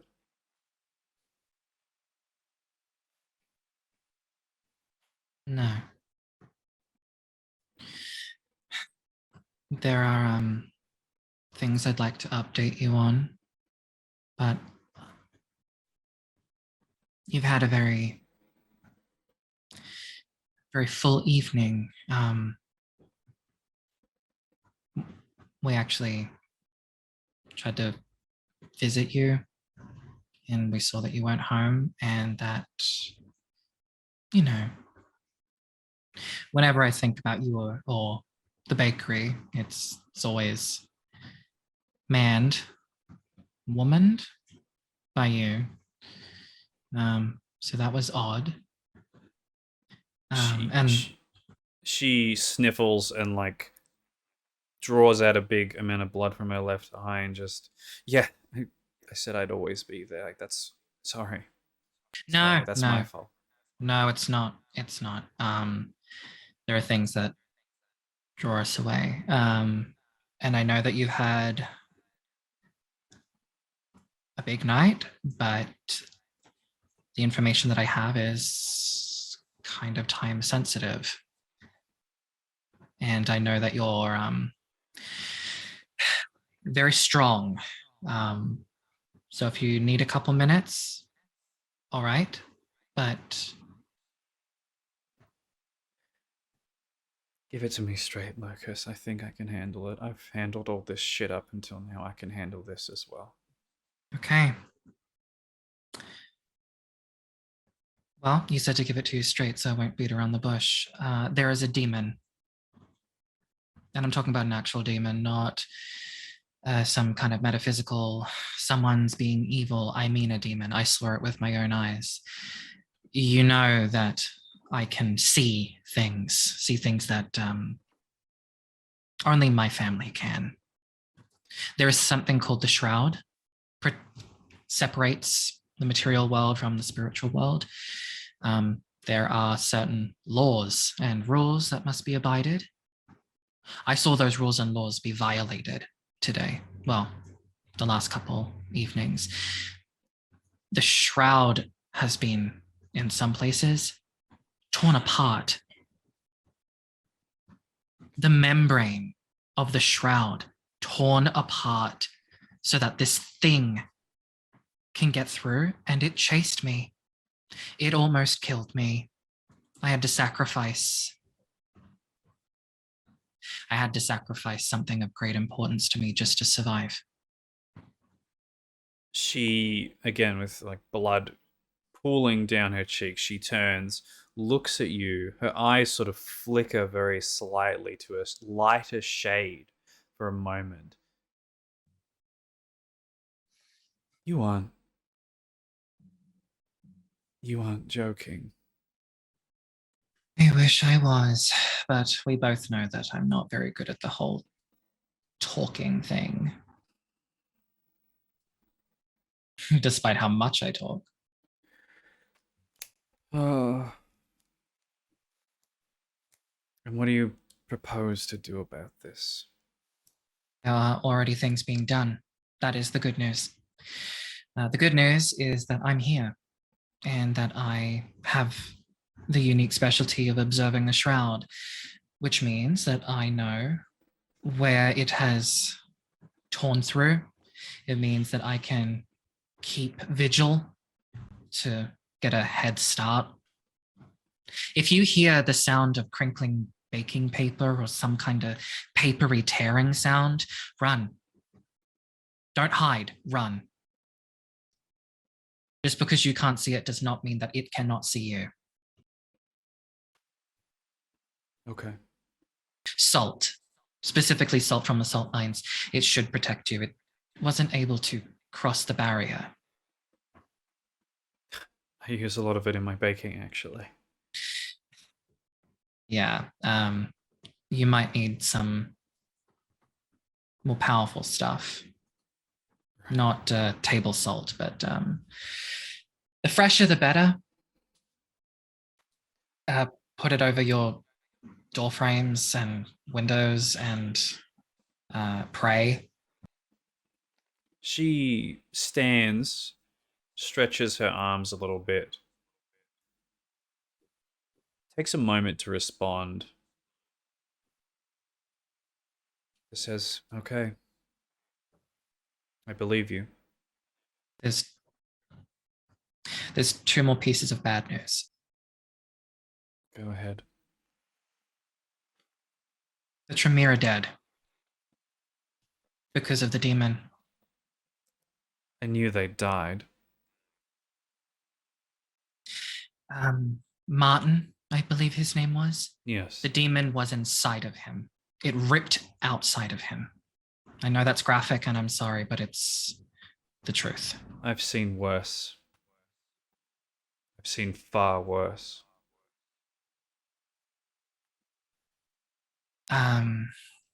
There's only one survivor. And we're trying to save them. But it's difficult. What do you need?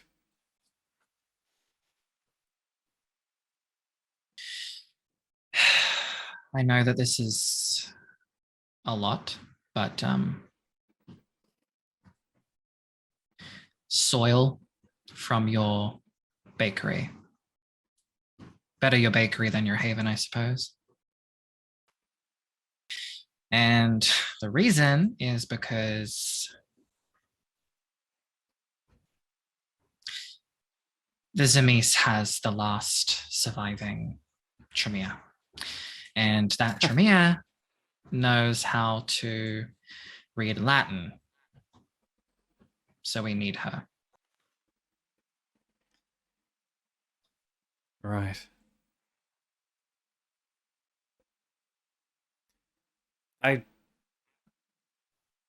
I believe you. I can see it. You're not lying to me. Whatever you need, I'll make it happen. I said I would, and I stick by it. Then I suppose I have one bit of advice. Do with it what you will. You've lived longer than I, though you still look incredibly young, by the way. As soon as you can, run. I know that when I can, after I find out what happened to Rhiannon, she deserves that. I'm gone. This isn't the sleepy, quiet neighborhood that I needed. And I don't think it will be for quite some time. She...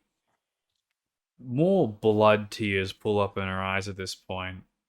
She shakes her head and just, with a shaky voice, says, I miss her so much, you know. Yeah. She was something else. Even when I saw her laying there, even in death, she looked like an angel. Isn't that weird? Even in death, she was perfect. She had a lot bigger things than this town. She was so close to getting out, too. Now that I've told you just how severe things really are, is there anything at all, no matter how tiny, that you can tell us for Rhiannon?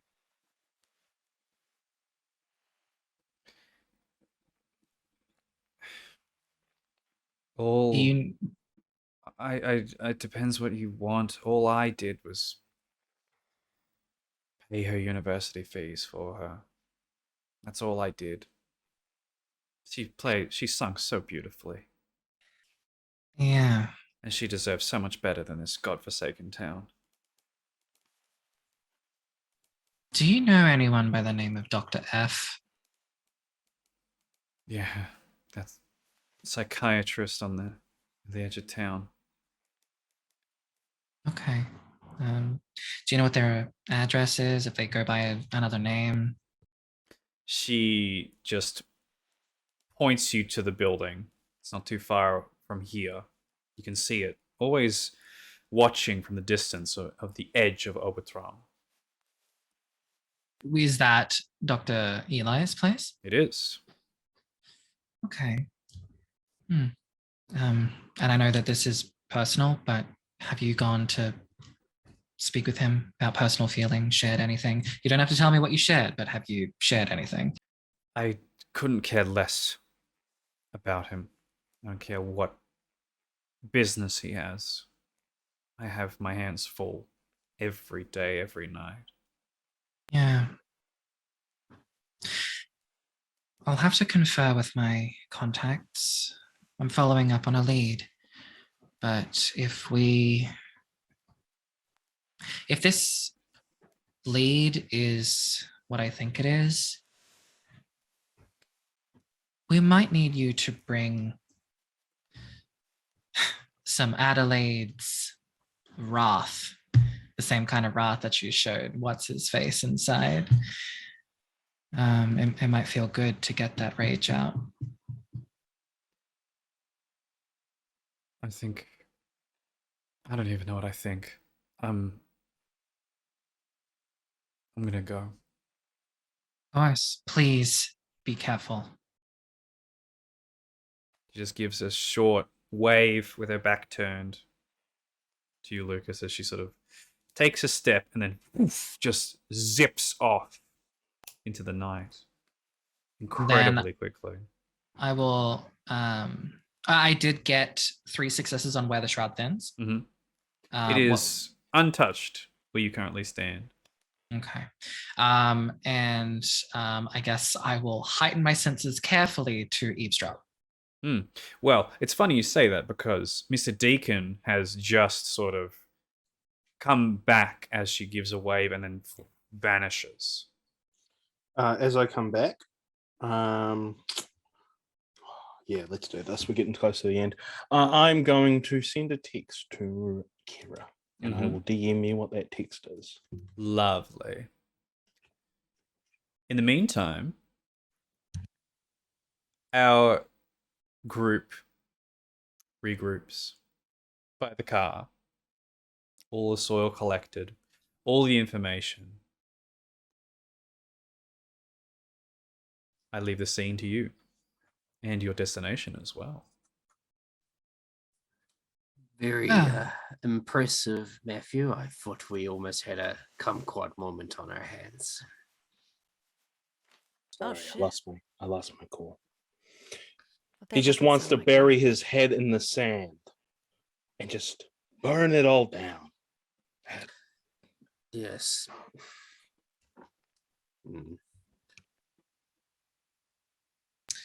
Yeah, that sounds like a typical blue blood. Stubborn to the very end. Sounds like someone else we know. No, now's not the time for that. I do have good news, though. I know who Dr. F is. See that lovely little house over there? And I point towards Dr. Eli's estate. Someone in this car was right. Who was it? Pretty sure it was Matthew. Fuck. Yeah. Adelaide is... Hope she was a lot more open-minded than that pighead in there. Oh, she's a Toreador. Her emotions were on her sleeve. She's incredibly depressed. I wouldn't put it past her if all the fight in her is gone from what it looks like. Yeah, you should have seen King Eye had a gash on his chest. I don't know if that was her, but I mean, it probably was. Probably. All I can say about that is I hope it hurt. She said that he wasn't always like this, that he did something to protect her, to protect Adelaide, and she disagreed with it, and that's how the rift started, at least according to her. Oh, she also agreed for us to take soil from her domain, which is nice.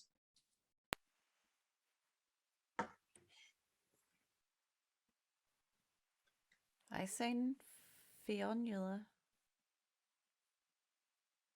Oh, She gave me her crystal to keep safe.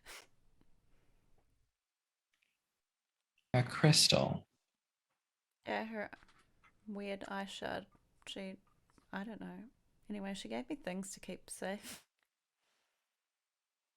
The Huh. thing that she holds She in her shirt. she was the one that technically led us to beyond the unicorn. Right.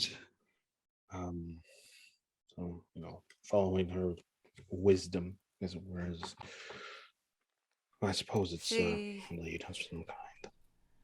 said she can't listen anymore. And she handed it to me and said, I have to listen now. Okay. Well, maybe because Bjorn's woken up. They're no longer talking to them. The ice Yeah. connected to the ice cavern.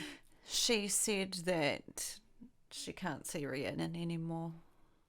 And I said she's safe. Yeah. And that's when she gave it to me. Then I have to keep this safe. So does that mean she wants me to keep him safe too? Can I see it, please? But she gave it to me to keep safe. No, I just want to look at it. But what if she's looking at me giving it to you?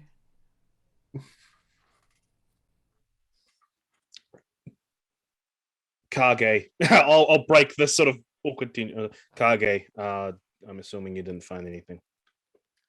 No, I guess I didn't. Do you want me to do like an investigation roll to see if I'd seen anything briefly? No, or- you're very observant. You would have found anything during this time.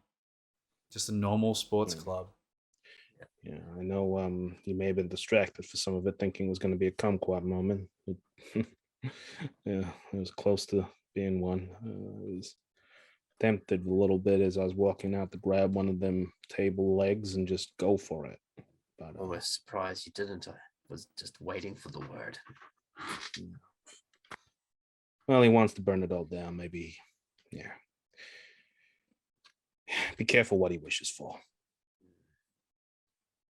So, well, that's good. We've got an ally. Well, you've got an ally at least. I'm constantly destroying all bridges around me.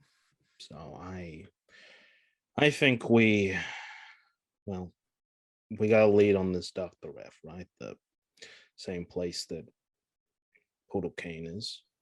So that's probably telling us that either the guy in the entry is not Poodle Cane or Poodle Cane was putting up some kind of facade as Dr. F. It's possible. Can we go and get Seraphina first? Yeah. Yeah. Yes. Yeah. I'm I really assume we're hoping on the way longer- there. I assume we're driving there right now. No, we're just sitting here because no one has decided where we're going. But I hand Lucas the ice shard. Thank you. And I unseen sense it. Or sense the unseen it. Seems to be just a piece of ice. Nothing special about it.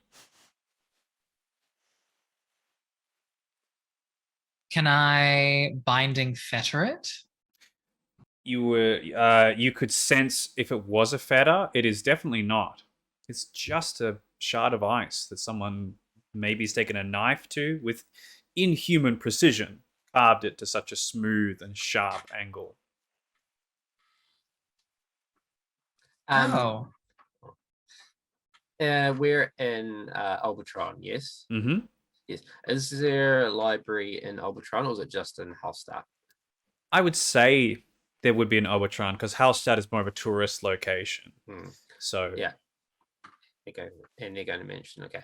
I am going to say I have a quick errand to run. I will meet you at the mansion later. Is that okay we need- with everyone? To go get Seraphina. I don't think we all need to go together. If he's got something he needs to do, he can do it. I Okay. also personally, for obvious reasons, don't really want to encounter her again. Exactly. Just Selfish as it is. It's not selfish. I understand. It's just if you are alone, you are the perfect target. No matter how good at the whole fighting thing you are. I will not be fighting that thing. I will run and hide. Salt. Just remember salt. In fact, I'll be as fast as I can. I'll come to the mansion and I'll come to back you up as soon as I can. if you're going to leave us, can you pass over some of the salt you've collected so that we have something? I thought you guys had some. Yeah, I thought we all grabbed pockets. I of was salt. not in my right mind, so I don't Alright. know. I'll take some of the loose salt and give it to him. Mm-hmm. Thank you. Be quick. Cool. I'm going to jump out the car and I'm going to run to the library. What is your intention at the library? I'm going to break in. Mhm. I'm going to steal the aforementioned book we discussed earlier, which I can't remember right now. Can anyone else remember what it's called? Yeah, was I a think I book- know. There was Yeah, a book we wanted. The poodle. Was it the poodle came one? I really can't remember. I just know there was The a Master know. and the Margarita? Yeah. Master and Maybe, Margarita. I'll grab that. Mhm. I am going to grab an animal picture book. And I'm going to grab some children's English picture books as well. Interesting. And I'm going to go make a quick stop at my place. Did you Oh. say that you were did you say a specific library you were going to? Just the Albatron library. I don't know if they've got more than one. I assume we would have like stopped by driven by it, and then he would have gotten out. Like it wouldn't have been we would know the library that he would go to. Mhm. I'm assuming that would be the case. Because I could just for an added layer of protection, have my ghoul be with you and drive you. I'll just stealth to the shadows and run. I'm reasonably fast and it's not a big distance. I'll get a dexterity stealth with your specialty in break-ins. The rest of you three, in the meantime, drive up to the Schlossgrub, the Grub estate. The silence and the snow that follows. No lights that are on in this current moment. You return here again, but it is a dreadful thought. You remember what you saw in there and what is waiting for you in there as well. This is the only way, right? Right, give me it. I'll go one alone. What? No. No. You saw what it did with you in there. I don't think that's a good idea. I can get out faster than all three of us can at once. It would be seen as an offense. Wouldn't it? Assuming things go well, which it should, there's no reason why it wouldn't. There should be no need to run. You know what? I think we should listen to Knives. Let her make the decision. All right, if this is what you want to do, Knives, I'm not stopping you. Just, make sure to knock first and be polite. Do you want to listen out? Make sure. Yeah, I can be If- lookout. I am not back after any kind of commotion happens after 15 seconds, then come in. All right. Actually, make it a minute just in case. Do you want to leave the soil in here, run in, say that you have it so that if, so they don't have more, so they don't kill you and take it off of you and leave you behind? Okay. I hand him the soil to package together and I walk to the door. Mm. You walk alone towards the Grub estate. The rustling nearby, the occasional movement. Not sure it's just the wind or something else. But before you can knock on the door, it opens for you. You glimpse inside the dark ooze that covers every part of the walls and the ceiling. The strange sacks that hold something squirming inside. It occasionally gives off a high-pitched squeal. And as you step inside, Knives, passing through the wall just in front of you, the creature that's Amitsi steps through it. Very feminine form with a black dress that is made of almost like an insect-like carapace, and 8 pitch black eyes stare at you. Good evening. Hello. We have the dirt at the car. We Wonderful. would appreciate if you could come and make the exchange outside. So be it. She does not move at all, but the tail slinks out. It's a long black carapace with almost like a mouth that has long, thin teeth like an anglerfish. Slinks its way across the floor, all the way into the separate room. And then in one violent jerk, Seraphina is pulled through with this tail and held aloft up by it. Samitsi nods. Let's go. And I turn around, making my back open to her, and walk straight out to the car. The other two see this as Knives steps out through the darkness, steps the Samitsi. At first, hands clasped together, making their way forward, and then after a few moments, that tail sort of whips its way around. It is bitten into Seraphina's back and is hoisting her up off the ground, but she's still covered in a sort of black carapace ooze that is hardened around her, keeping her like that. She's trying to scream, but it blocks any sound. And it follows you, Knives.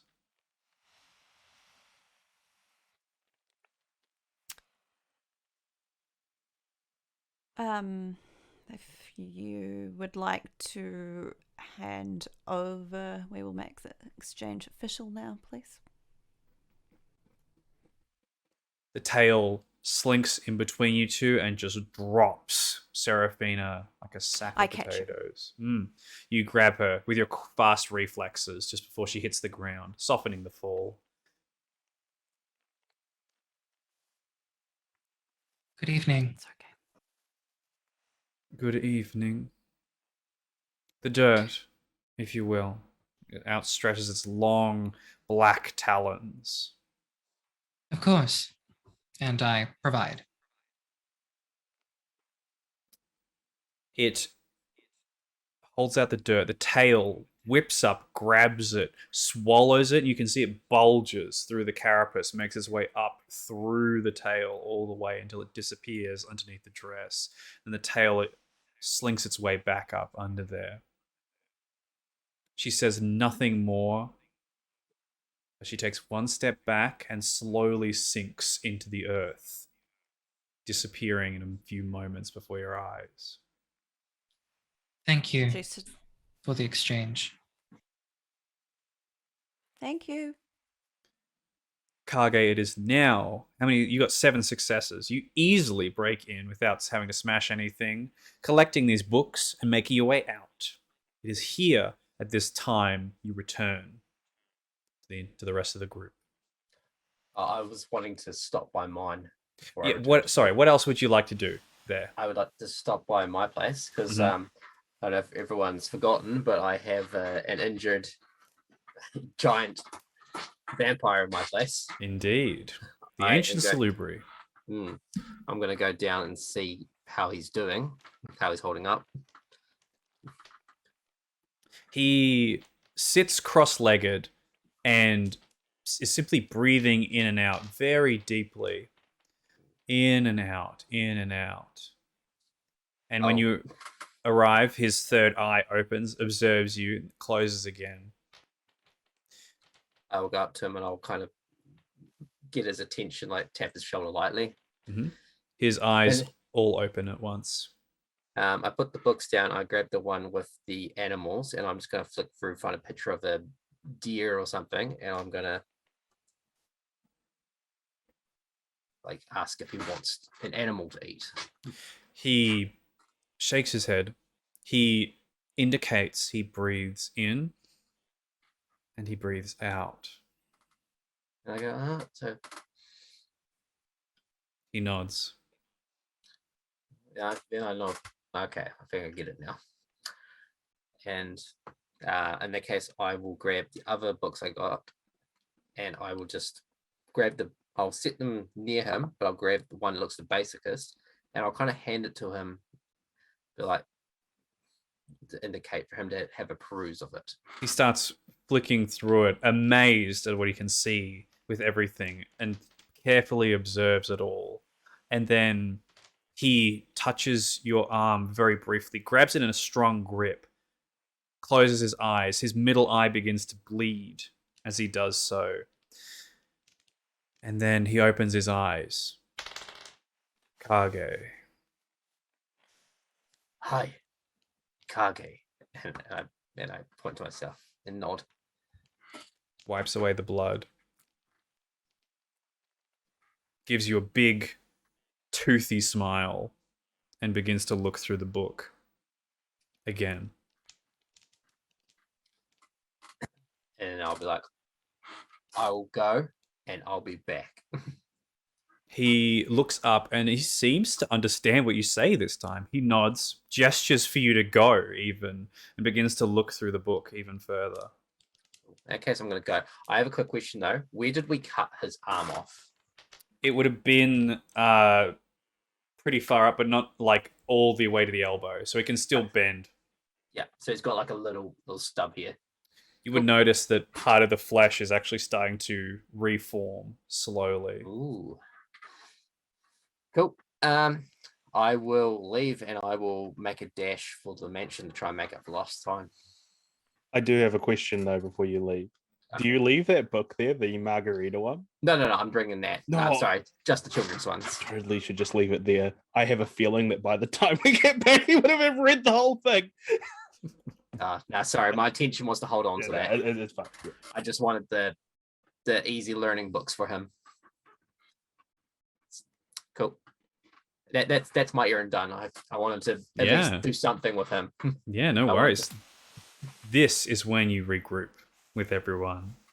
Knives, as you're holding Seraphina, the black carapace melts in your hands and just disappears off of her. She starts to tear it off and take pieces off of it. She sits there, white hair all messy, in her black witch's dress. Her hat is nowhere to be seen. And she just... The best part. And she just sits there, looks at you, and then she gives you a big hug very quickly. I hug her. Very tightly, with whatever strength she has, which is very low. I can use some food. Does she want a water bottle and rag to... I don't think we need to worry about that yet. Just for her comfort is all. Have you got a blanket? Yeah. It might be itchy, but I'll go get it. Okay.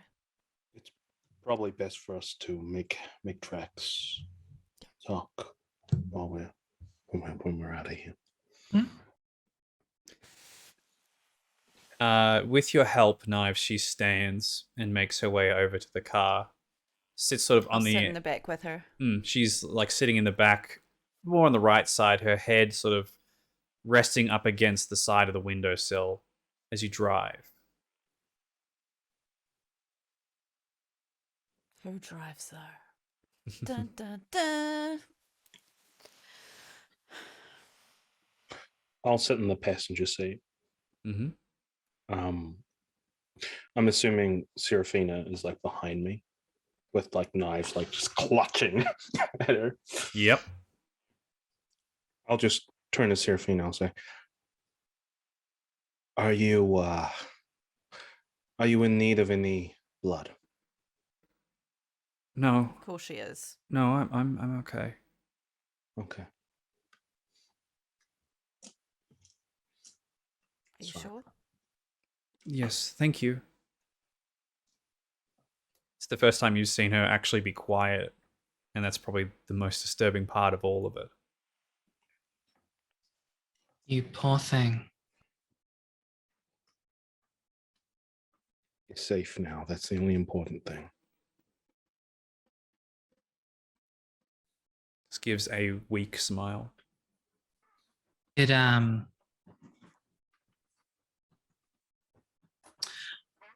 we off the premises yet? Yes, you are. Okay, then I'll speak more freely. Did that thing say anything to you? Threaten? Make promises? She just shakes her head. Doesn't speak a word, she just shakes her head. Did you wake up in there? We both were pretty out of it. Okay. And I imagine you would like to get back at the thing responsible, the thing we saw. What can we do? That's when I'll present the book. And I'll pass it to her and I'll say, perhaps some reading will help. Yes, thank you. That's very thoughtful of you, Mr. Matthew. She just opens up the book and almost enters a trance very quickly and begins reading through it. You can hear her knife. She's speaking these Latin words underneath her breath.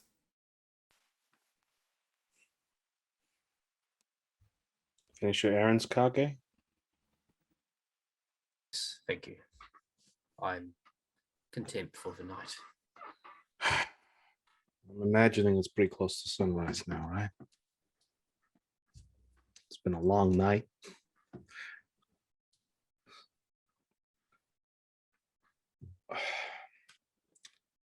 Where do we go next? I guess maybe the information we gather from this book might determine that. In the meantime, I got this book. If anyone's a faster reader, it's English, not Latin, and I hand over the book I got from the library. How about we go to the community center? Is it safe? You'll be able to tell for us, hopefully. This is true. This is true. I'm a known face around now. There was a break-in earlier tonight, remember? I'm just coming in to check to make sure everything's all good. All right. But if it is not safe, Kage, would you have any issues with us? I shake my head. Another place. The fathers? This is an option. Then maybe the fathers might be the best place. Safe, underground, holy place. Should we go there first? Yeah, that's probably the wiser move. All right.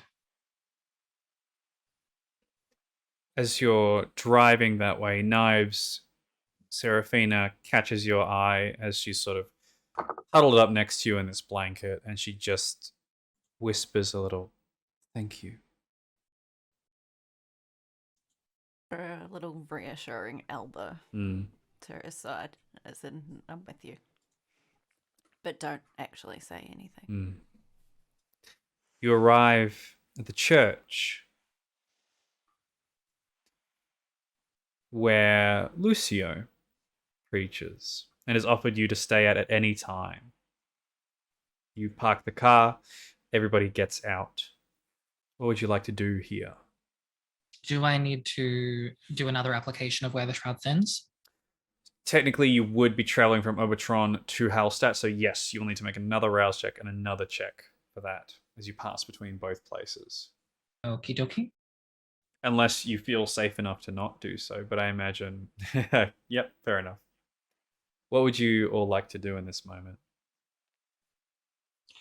I think we'll just kind of hunker up in the crypts while, people do the reading. I don't think I'm going to read the Margarita book. Yep. I think I'm just going to be leaning back against one of the pillars and just thinking.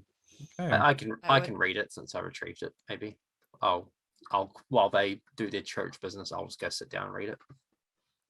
Mm-hmm. I would try and find somewhere for Serafina to wash and maybe see if Father Lucio would have some blood for us. He absolutely does have blood. He puts it into a cup for Serafina, shows you where to wash yourself and whatnot, and all of you hunkered down for the night. How many successes, Lucas? 4? Lovely. There's occasionally some patches around here that are a bit weaker, especially towards the graveyard area, but you're not entirely surprised by this. Otherwise, there is no tears nearby. Kage, I'll need an intelligence and academics to see how well you read this book, how much you understand about it. I'm gonna rouse my blood. And everyone needs to make a rouse check, unless there are any talks you want to think- have. Yeah, I think I might. I'll just say one thing. I'll just say, probably just to Lucas. I'll probably say, there's something that King Eye said to me that I don't know, it's got my mind thinking. Maybe it's just me overthinking things. Maybe it's just me putting pieces together that aren't there. But he told me to confer to my angels. Sounds like he was being a dick. Does sound like he was being a dick. But then I remembered Rhiannon looking like an angel at her death. I don't know. Just twigged something in my mind. Gotta think about it more. Well, should you build upon that thought? Let me know and I'll see what I can do for you. Yeah. I'll ruminate on it. That's all I've got to say. Lovely. Everyone makes their rouse check for the night. The day to pass as the month grows colder still. Kage with 3 successes.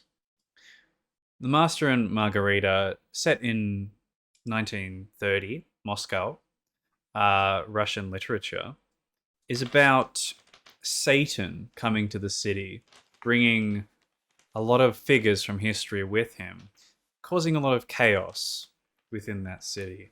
But it is particularly you could argue he's freeing people of a lot of the corruption and such in the city, but it's the description of the master of Satan that is identical to the man that you've met before, Dr. Eli, and up to the cane itself that the master holds.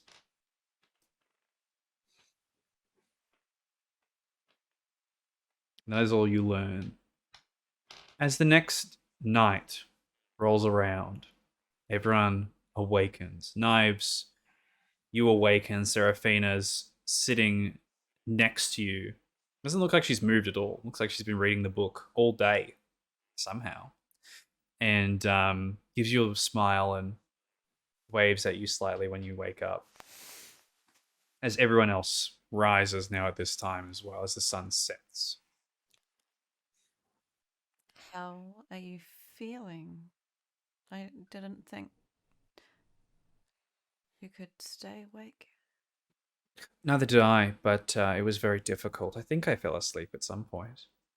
I've never been a very good sleeper.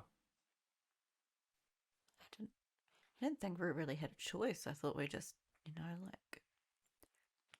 passed out. It was always a strange phenomenon to me too. I had a really weird dream last night. What did you dream about? This really horrible guy with a poodle cane. That's where these books are from. Seems like a very silly cane to have. Yeah, he said he was going to kill me and knew my real name that I've never told anyone before. But the most important thing he said was the term Hakim. Do you know what that means? Yes, the Banu Hakim, the children of Hakim, a vampire clan from the east. Well, I guess a bit south from us, I suppose. The judges. Very spectacular what they do. I really admire the magic they're able to cast. My clan and What theirs you- aren't exactly friends. I want you to tell me what my clan is. Can you do that for me? Yes, I just need a little bit of your blood. And she sort of pats herself. Oh, and she takes the goblet that Lucio gave her the other night. If you'll put it into here, I can figure it out. I kind of like put the cup in my lap and try and hide it from everybody else and just put some blood in there Mm-hmm. and then pass it to her. Is there any way that we overheard this? I think Matthew will be keeping a very keen eye. Yeah. Well, Knives and Seraphina. Knives, you probably get half the conversation because Seraphina isn't exactly quiet, whereas Knives is. So you probably hear Seraphina's explanation of things. She. When I hear, when I hear like Child of Hakim and, Banu Hakimi, I like move over to Lucas and I say, well, those two seem to be getting on like a house on fire. They both deserve it. They've been through a lot. Yeah. Assamite, eh? Mm. We could use one. Yeah. We had one all along. An Assamite, a Rosselini, a Lasombra, and a Setite walk into a church. Mm. It's like a setup for a really terrible joke. And the church does not ignite on fire. That's the real. that's the real strange thing. As you say these terms, there's a as Seraphina holds out the cup as the blood catches on fire. She goes, "Ah!" Oh, Don't sorry. Don't speak too soon, Lucas. You could have like warned me. Mm-hmm. Who needs a Are you okay? Malkavian to see the future? It's been a little while. Sorry. She traces the around the cup, tastes it.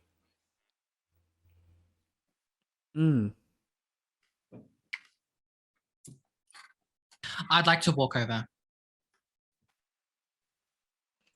She sets the cup aside. She nods, observes the two of you, looks back at you, Knives, and says, "Do you mind if I tell you in front of everyone, or?"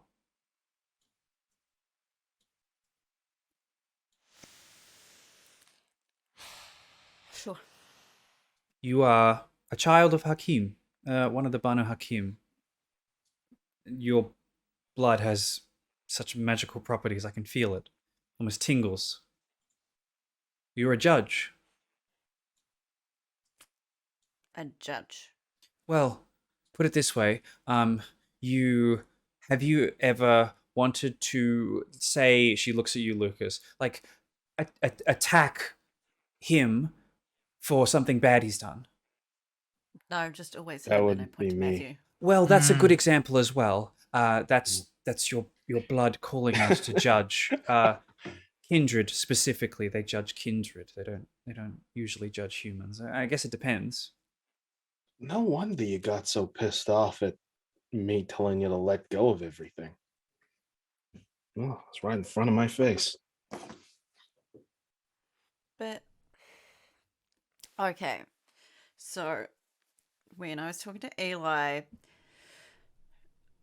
I forgot about this whole thing where he was like something about you come to fight me, the child of Hakim, and I obviously just didn't understand what that meant. I still don't understand what that meant.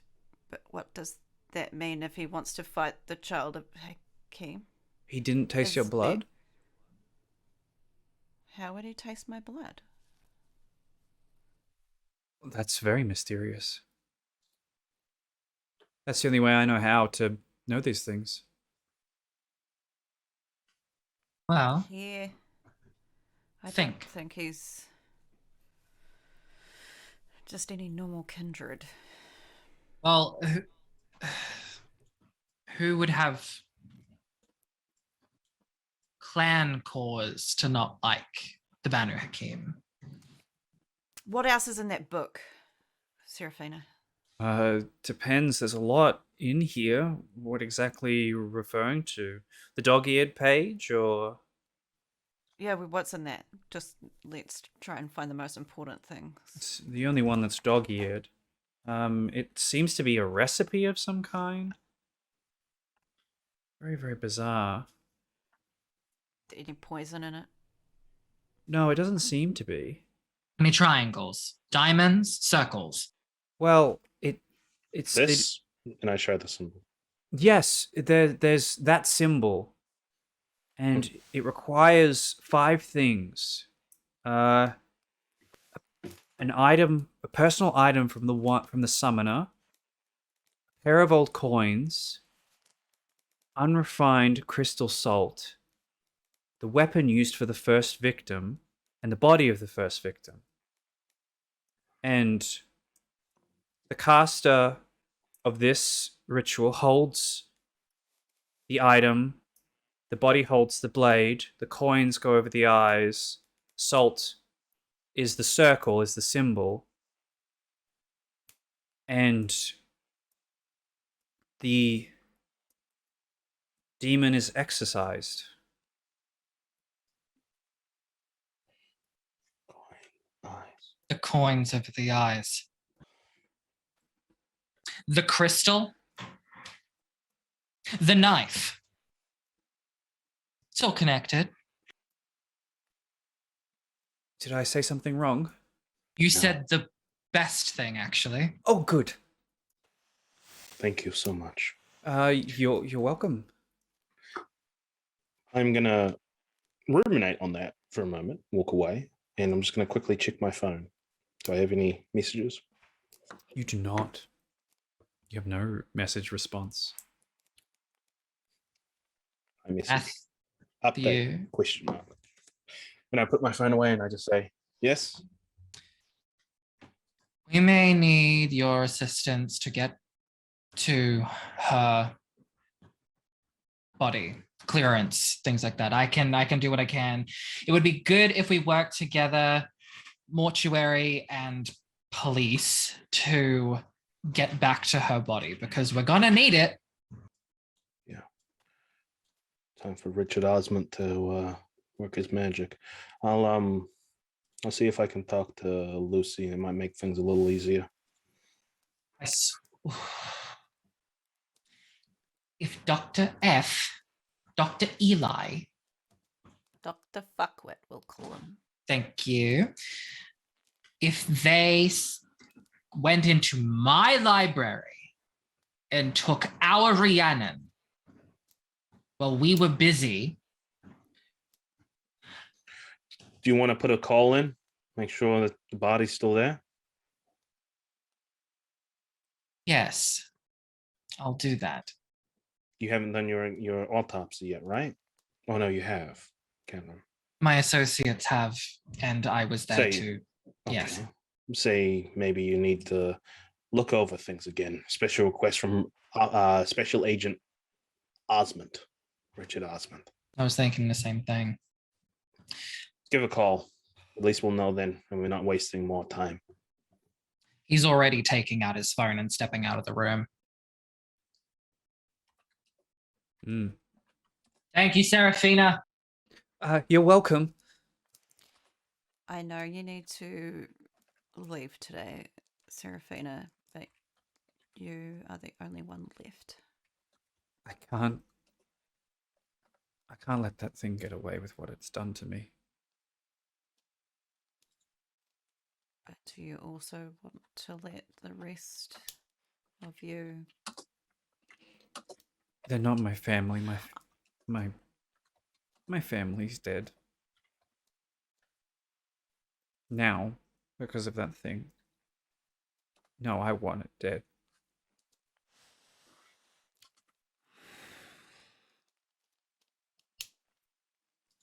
I loved Oscar like a brother, and I love Martin like a father.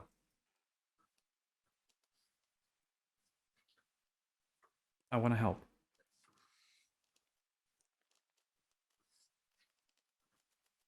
Only if you really want to help. I have to.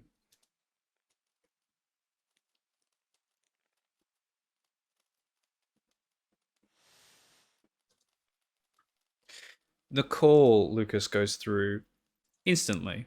You are put through to the right people. And the doctor that did the autopsy report simply says, yes, body is still here. I'm looking at it right now in the other room. We've got it locked up and tagged. Is there anything particular you wanted with it? According to Special Agent Osmond, they just want me to come in and to double check something. I can fill out any forms that you need me, but he specifically asked for me. I'm tired If of that's dealing. okay? Yeah, I'm tired of dealing with these agents. But yes, let them have Yeah. whatever they want. I'll be Just quick. Like this is so messy. perfectly fine. Just drop in whenever you can. All right, I'll bring you coffee, no sugar, right? Perfect. Thank you. Please, I need it. Yeah. No, I get it. All right, I'll see you soon. See you soon. Bye bye. And I walk back into the room. Well, good news. Body's still there. You know what? There could be several things that could happen, and it probably couldn't be there, and that's just me being cynical. So we should probably get going. Actually, I just need Osmond. If everyone else wants to stay here. Yeah. Yeah, cool. Great. Let's go. Yeah. Two of you get in the car and drive off towards Bad Alcy. About 10 minutes drive. The other The three. whole time I'm staring at my phone, waiting for a response. I'm Mm. guessing there is none. I'm Not driving. yet. What are you looking at? Nothing. Just worried. About what? We've got a lot. And As you said, we got a lot on our plate. Don't need this on your plate too. All right. You have burned all bridges. If allow me to help if I can. No, you can't help. It's fine. Just waiting for something. That's all. All right. Well, if you need help, I am here. You have literally been here for all of us, and a judge. Can you believe that? It makes so much sense now. It does. And I'm particularly worried Well, yeah, we had that conversation. that she's going to say something to Seraphine about.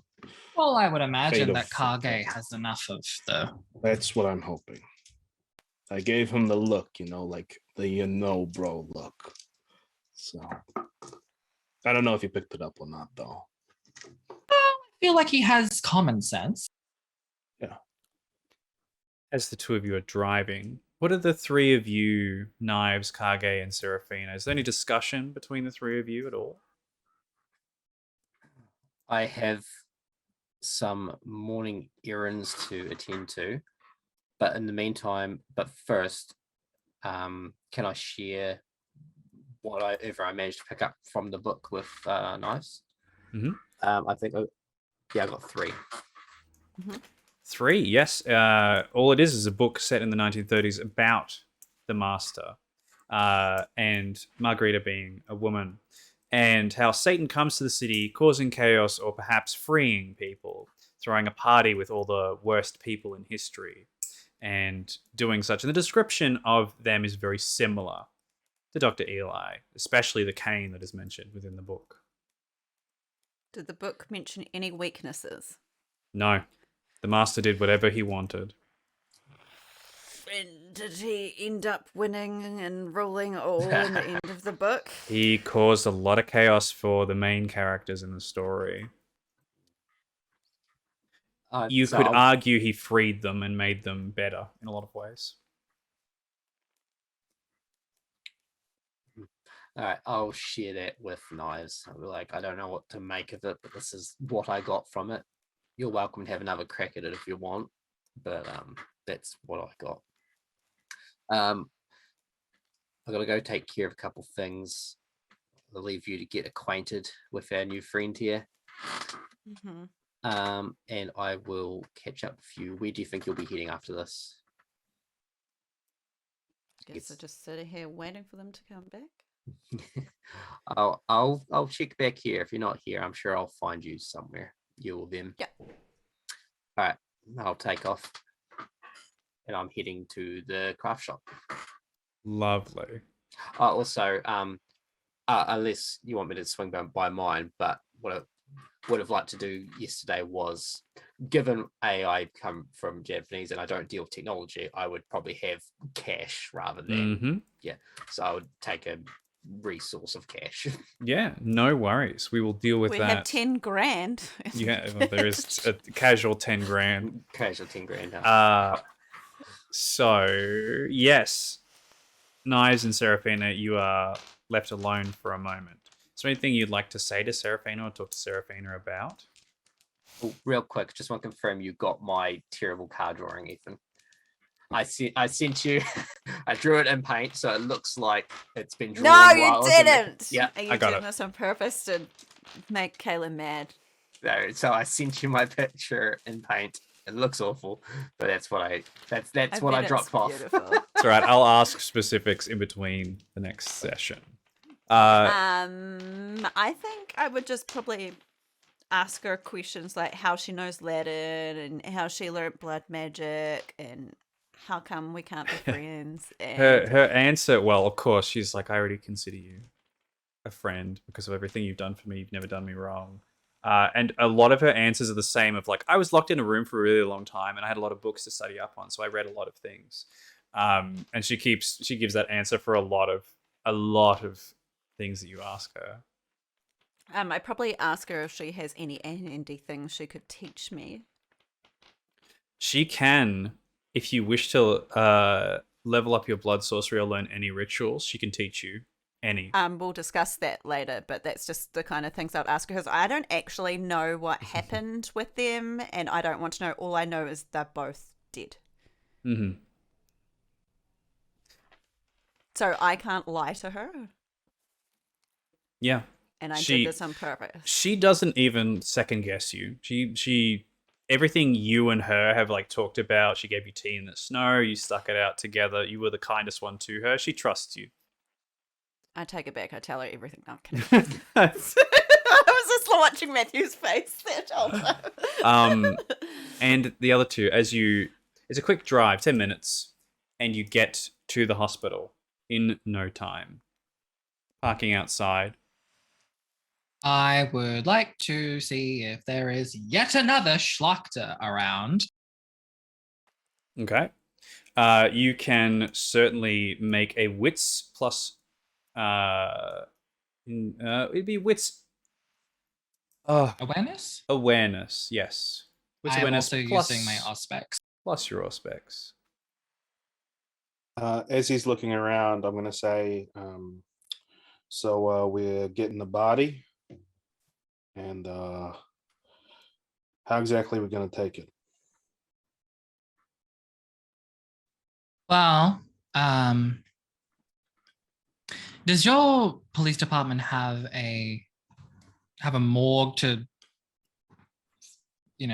for the no, I suppose that also stays with us. You're very good at talking, making people feel a certain way, right? Mm-hmm. Yeah. Then I suppose we can use that to our advantage. Let me try something. Sure. Let me try something. Wondering if this will work. All right. Let's put her on a gurney, wheel her out, and if there's any questions, I'll try to do my magic. 6 successes. 6 successes. There are Schlachter nearby. They occasionally crawl between cars, attach themselves to things, observe with many eyes. There are a fair few. You spot about 5 moving their ways around. Flat ones, almost like bats that sink up into cars and just observe. I will make it apparent that I bow to them. I do not come close. I do not try and get rid of them. It's just now that I'm aware of them and who their owner is and all that stuff, I will bow, make a physical display of like, hello, and then I'm just going to go into work because they're just going to keep coming at this point. Greeting the two of you, stepping into the foyer, you're greeted by this huge hulking mass of flesh and eyes and bone that stands in the center. Many mouths all whispering the same word, forget, forget, forget. And people walk by, they give you a smile, they pass around this flesh thing like it's not even there. Then they sit down, they wait, read their magazines. Some people are injured sitting there. People at the desk don't even acknowledge that it is there. But when you enter, all approximately 32 of its eyes turn towards you. And that's where we're going to end today's session. My God! What is that? Look. Goodness. What is that? Hellraiser, some Hellraiser know shit. That's what what? that is. The Cenobites are Looking here. into its eyes. If I keep hearing forget, I'm not looking into its damn eyes. Oh, You know what I'm? Yeah, we'll talk about it after this. Yeah, okay, we're going to talk about it Invisible. after when we're off camera. But yes, let's reintroduce our wonderful group goodness. of kindred and let us know where we can find you, what you're up to and whatnot, starting with Lucas. Hi everyone, I am Satanic _ Bunny. You can, and I played Lukas Rosselini, aka Dr. Andrew Miles. And you can find me here on Twitch at Satanic _ Bunny. And you can find me on Twitter at Satanic Bunny 2. Hello, everyone. I am Chris, aka the Unemployed Writer. I played Matthew Deacon, the person that everyone loves to hate. Let's put it that way. And I may have made some bad moves this session. We'll see if this pans out. But you can find me on Unemployed Writer on Twitch. I think I'll leave the roleplay night shilling to Nova. So, Jonno, aka Baker's Dozen. I played Kage in the Sombra. I'm not really up to much, but roleplay nights, as Kayla will say.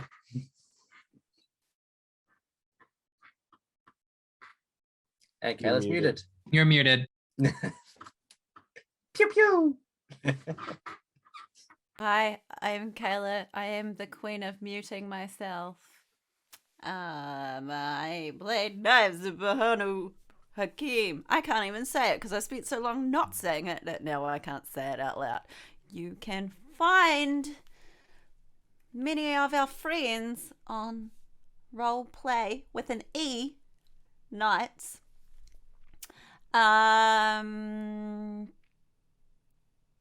The end. I'll add one addendum to the roleplay nights. Keep an eye on the socials. There's hopefully going to be something in the upcoming days, maybe? We'll see. It might come up on the socials. I am excited. I'm very, very excited. Yeah, check out all these wonderful people.